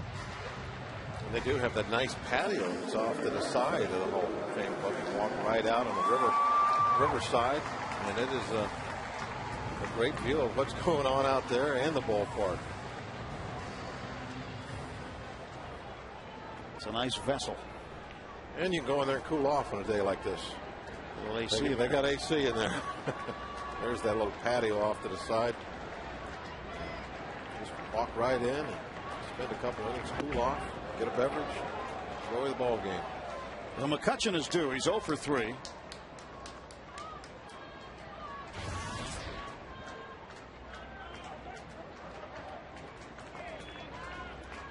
A little insurance run would be nice, even though there's just 2 innings left. Runners out first and second.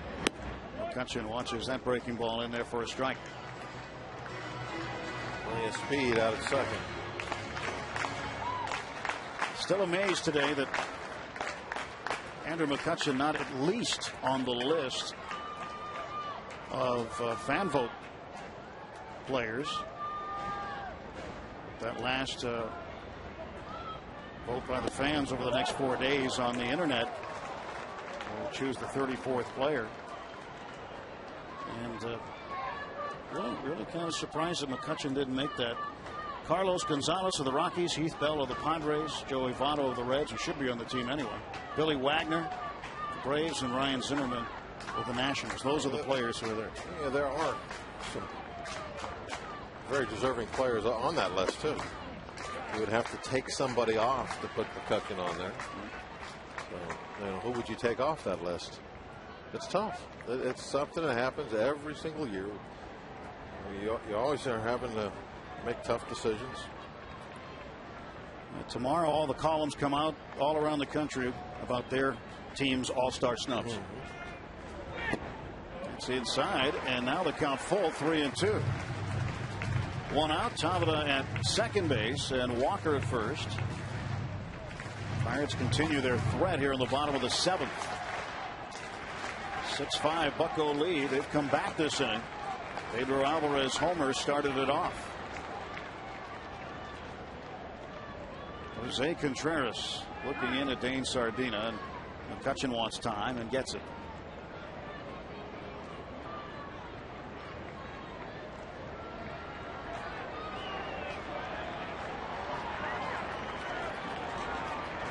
The payoff pitch. Runners go, and a little number out in front of the mound. It's Contreras throwing out McCutchen. And there are now two away, but two runners move up.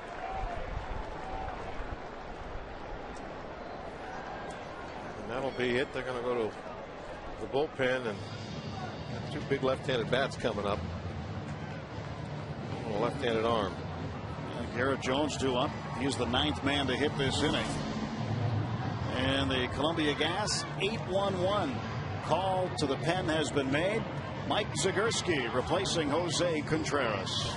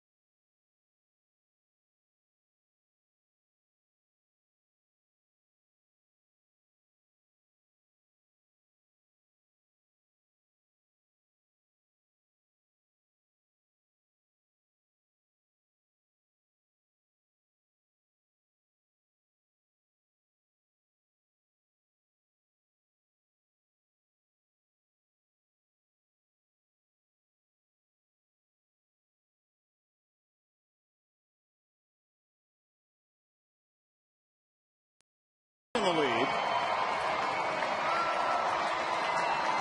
Jose Contreras was chased after a third of an inning, and here is the left-hander Zagurski out of Omaha, Nebraska.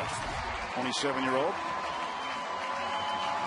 Not a whole lot to see there. Just 3 innings of work. A couple of strikeouts, 3 walks. But his job now is to get this final out with Jones and Alvarez coming up. Zagurski called up from AAA Lehigh Valley in late June. The 22nd of June. Had 2 saves there, was 0-2 in 29 appearances. And Contreras, for the first time this season, allows any inherited runners to score. 2 of them came in. Now Garrett Jones, the 9th man to hit this inning. And he'd like to put salt in the Phillies' wound right now. Contreras on the hook now for the loss. Yes.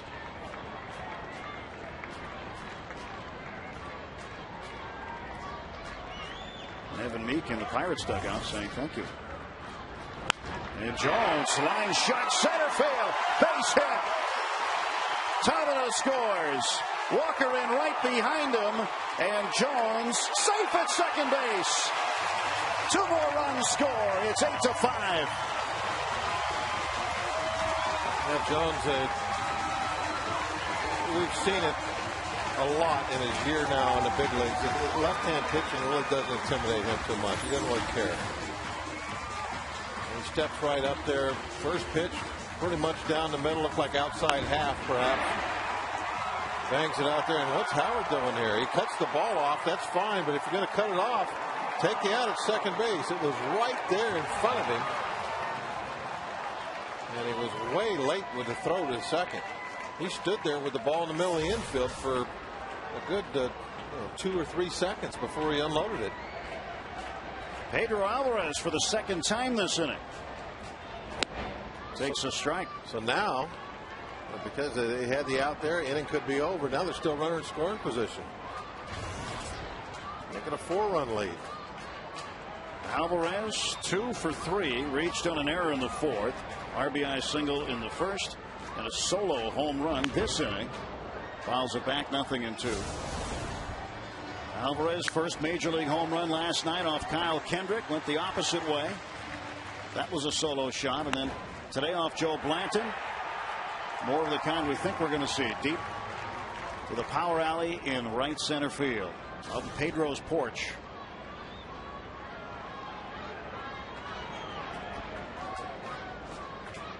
Here is the 0-2. Foul back.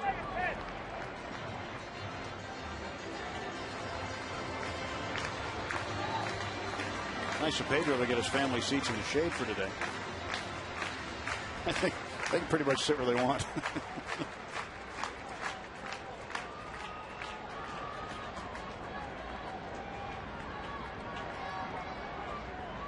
And the 0-2. Oh, strike 3. A late call by home plate umpire Phil Cuzzy. I thought about it a little bit. And Pedro goes down on strikes. 10 men come to the plate. Alvarez hits twice, and the first time he went big fly. And the Pirates have taken the lead. It's 8-5.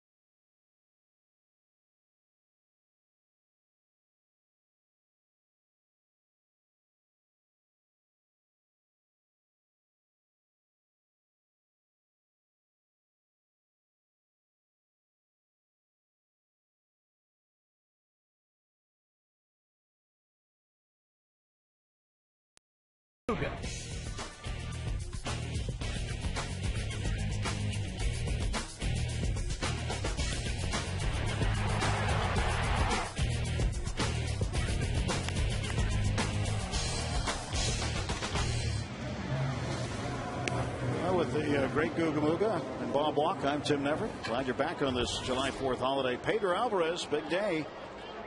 2 hits, 2 runs batted in, including his second major league home run. Pirates 6 runs in the bottom half of the 7th.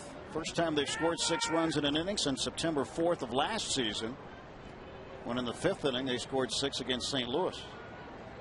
Elwin Young providing a big hit. Joel Hanrahan out on the mound now. It's the magic of the Gugamuga. Joel's numbers up, except for that earned run average, which is high because of one bad game. We'll probably be looking at all-star type consideration.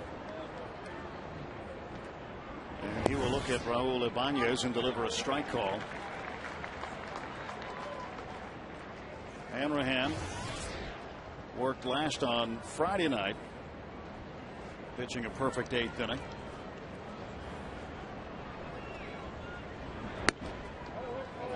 Another strike is called. Hanrahan worked on the road Wednesday against the Cubs and also worked a perfect 8th inning, striking out 2.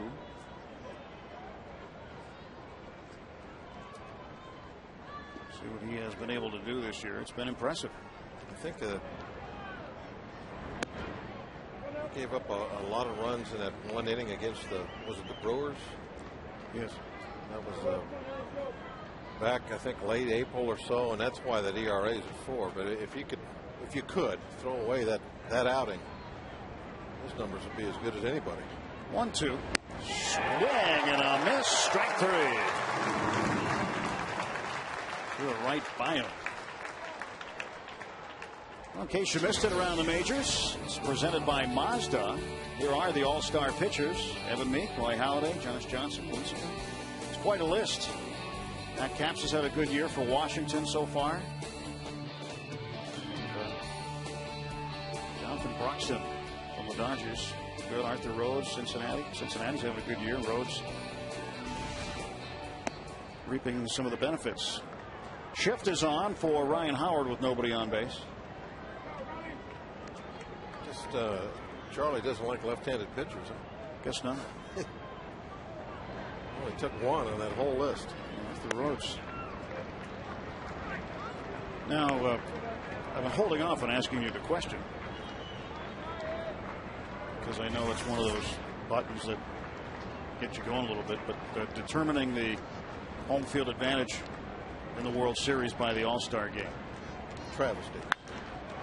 Howard to left field. Tabata drifting back. And there's an out. We might as well make it determined by who wins the Grapefruit League. I mean, come on, that's ridiculous. But that's okay. I'll get off that box. Here's the rest of the reserves. Martin Prado certainly deserves it. He has been sensational. And Scott Rowland, what a great year he's having with Cincinnati. Brandon Phillips too. Michael Bourne leads the National League in steals. Corey Hart, what a resurgence for him, especially in the power department. 2 outs, and Ben Francisco looks at a fastball for a strike.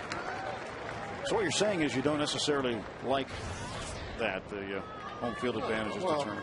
You know, unless they could use like the winner of the home run hitting contest could determine whether they use the DH in the World Series or not. I mean, it's silly. It really is. Neil Walker makes the catch, and for the 3rd consecutive outing, Joel Hanrahan has been perfect. On to the bottom of the 8th. Pirates a 3-run lead on July 4th.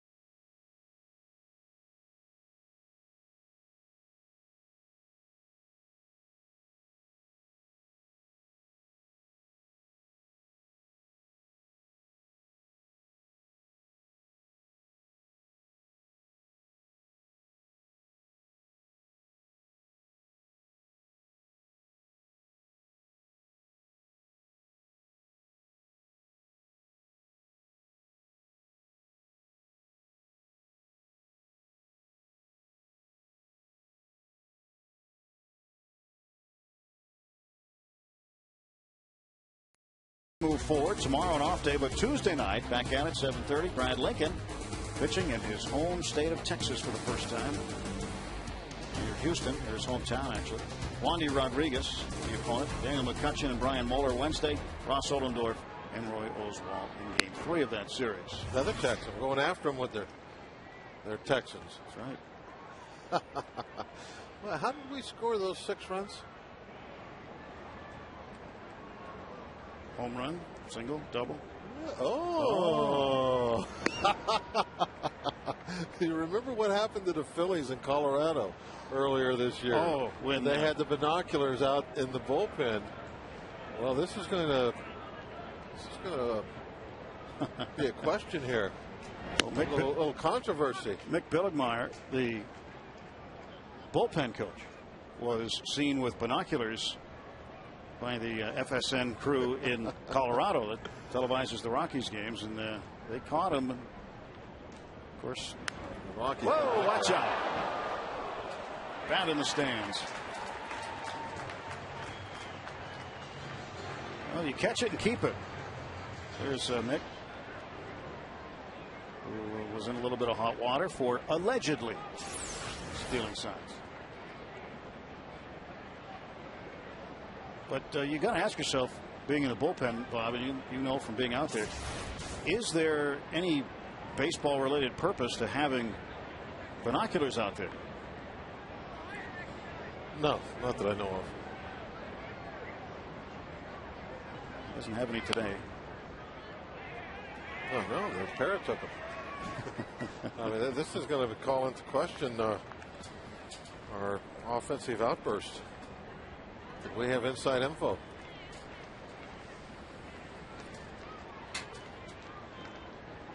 See, he's got the foam finger. If it's a fastball, he's holding up number 1. And Domit swings. That was a fastball. He crossed Domit up.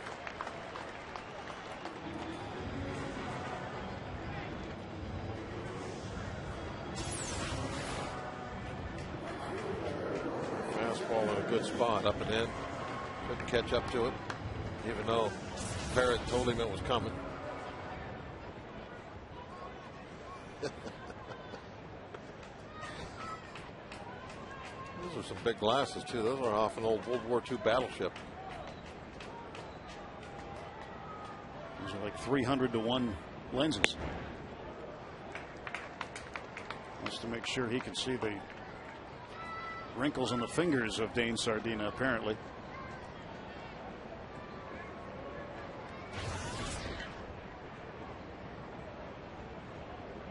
The Parrot apparently reads the papers, watches TV.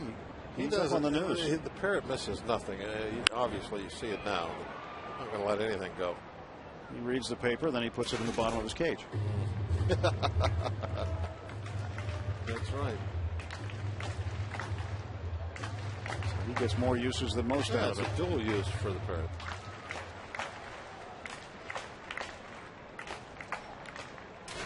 Giving away parrots to the kids today. Binoculars not included. Nope.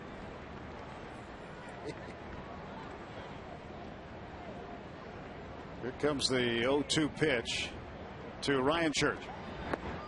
1 ball, 2 strikes. He must be putting one up for sliders.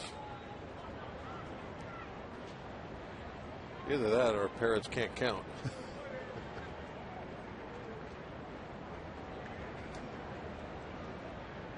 1-2 pitch. That's low. 2-2.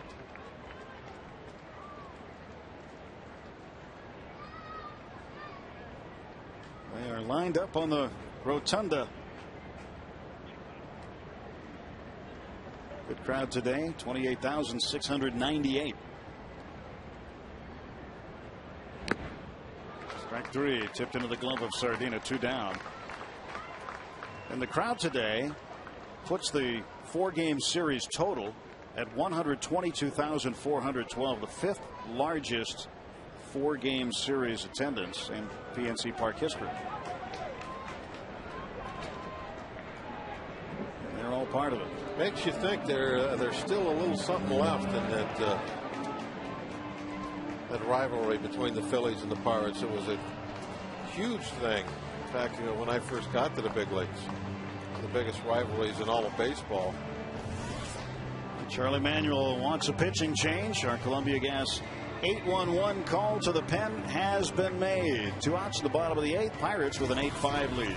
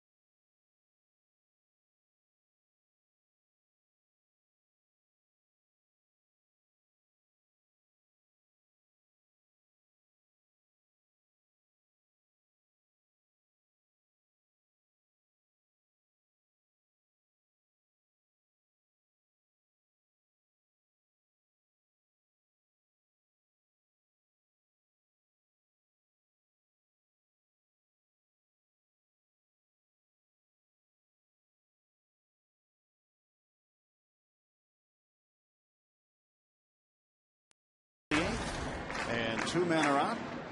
And Charlie Manuel has made another pitching change. And Baez comes in to replace Mike Zagurski.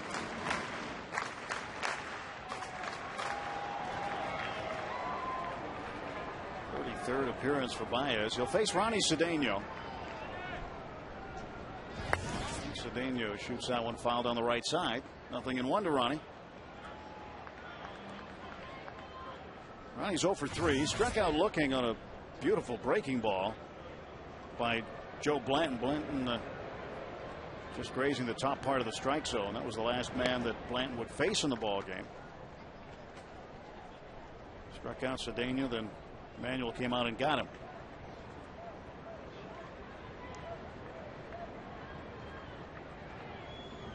And the guts of that baseball that Delwyn Young had taken apart earlier in the day, still sitting there.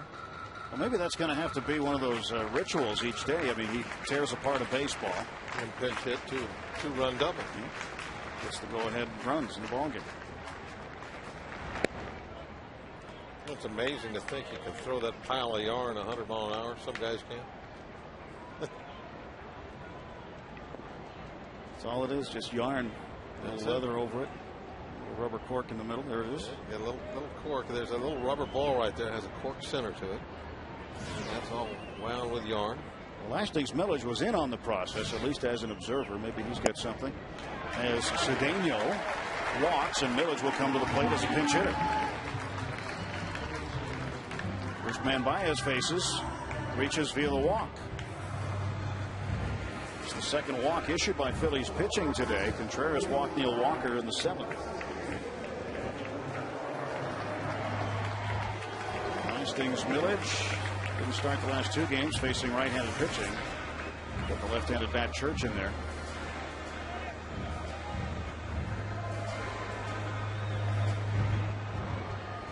Millage looking for a little late game thrillage.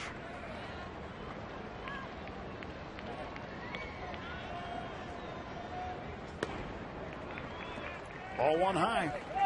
Always wonder what closers are rooting for in these situations. They'll tell out there warming up. If it stays 3 runs, he's going to get a save. If we get an insurance run across the board here, no save. Well, you know he's going to say the right thing. Just want the team to win. The closers like their saves. Octavio's done a pretty good job in that department lately. Says he's ready to go every day. He's got 18. He's in the top 10 in the National League. 1-0, and Millich breaks his bat, and Dobbs spears the baseball.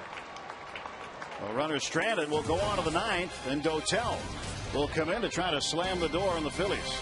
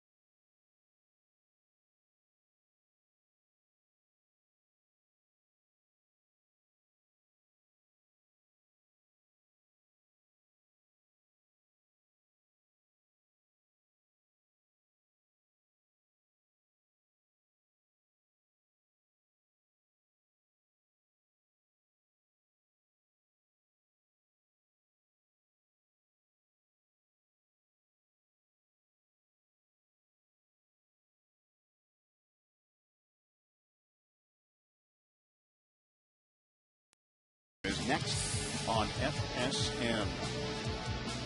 That's a good thing to have in the game today, a squirt gun. Get tired of spraying your dad, you can get a drink. Octavio Dotel looking for his 19th save. Just that 3-run lead. I think right now he likes it. He's comfortable at cushion, and at the same time still qualifies to add number 19 to the stat sheet.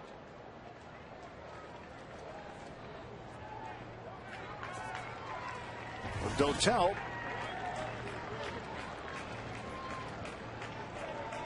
ready to go here in the top half of the ninth.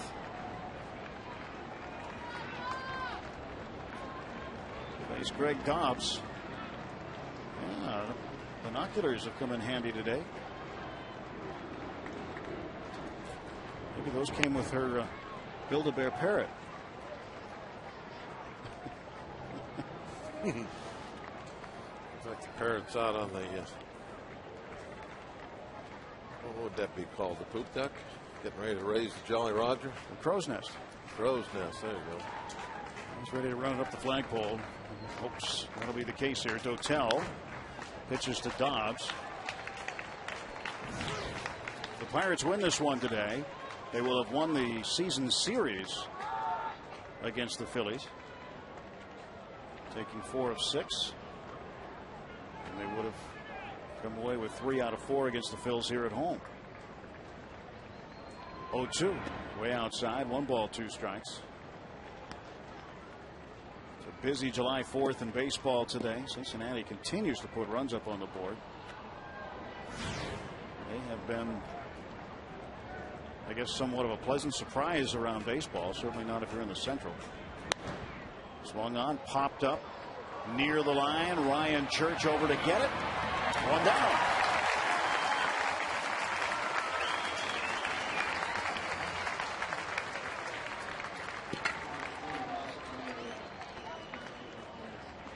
And Wilson Valdez will not come to the plate. Instead, Charlie Manuel will send up the left-handed hitter, Ross Glode.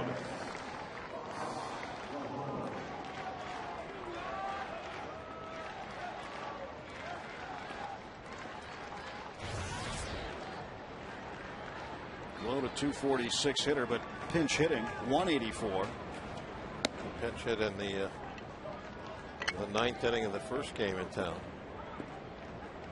He is 7 out of 38 as a pinch hitter.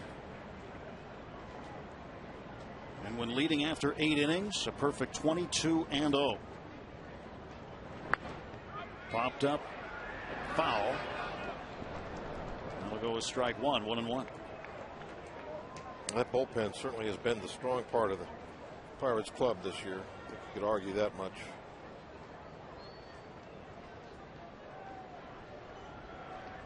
One ball, one strike to Rosclode. 1 out, top half of the 9th inning. The work that Meek and Hanrahan and Dotel have done this year has saved us. Pirates' record is nothing really great right now. That's a pretty obvious statement, but think what would it be without the good bullpen work that we've had, without that 22-0 mark. When we talked about Hanrahan, just looking back, going all the way back to the 24th of June, his last 4 outings, he has had perfect innings. 1, 2, 3. And it looks like now, perhaps, with some other parts of the team, starting pitching, hopefully offense will start catching up in the second half of the season to the good work the bullpen's been doing. And the starting pitching today might be a little on the shaky side. I think Karstens gave up, what, 5 runs?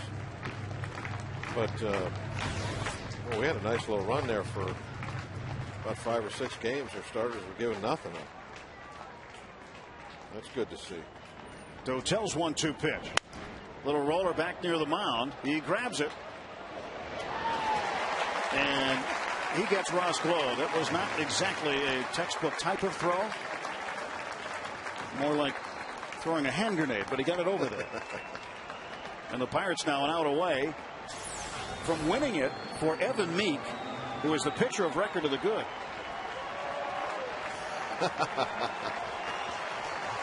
He won't want to see that tape of that throw. Oh, but he will. Well, 2 men out. Maybe he took his glove off and threw it left-handed. Dotel knocking on the door of his 19th save.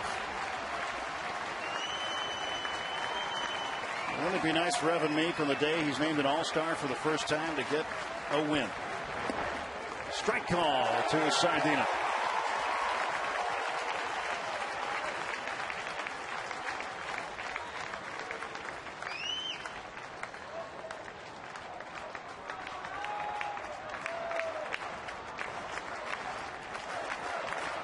Nothing in 1. 0-2. And now the Pirates a pitch away from knocking off the Phillies.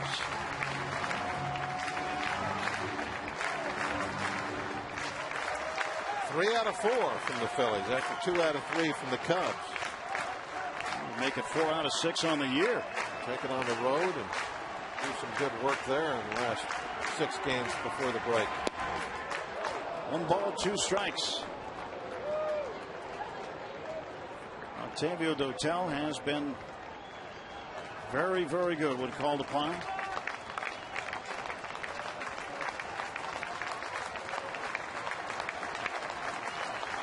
Ready to go for the 1-2. Just missed inside. I thought Phil Cuzzy was loading up to ring him up. He's had a couple of slow strike 3 calls today. I was hoping that was going to be another one. I thought about it for a moment. Great crowd on their feet here.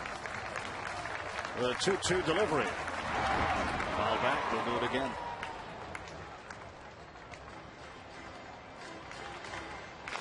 A great July 4th, and still to come. Barbecue time for many.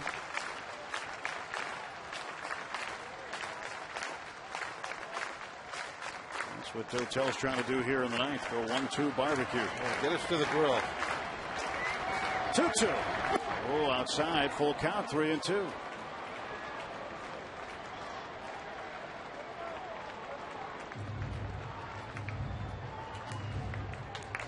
Dotel trying to eliminate Sardina, who had a home run in his last at bat. 2 for 3 today.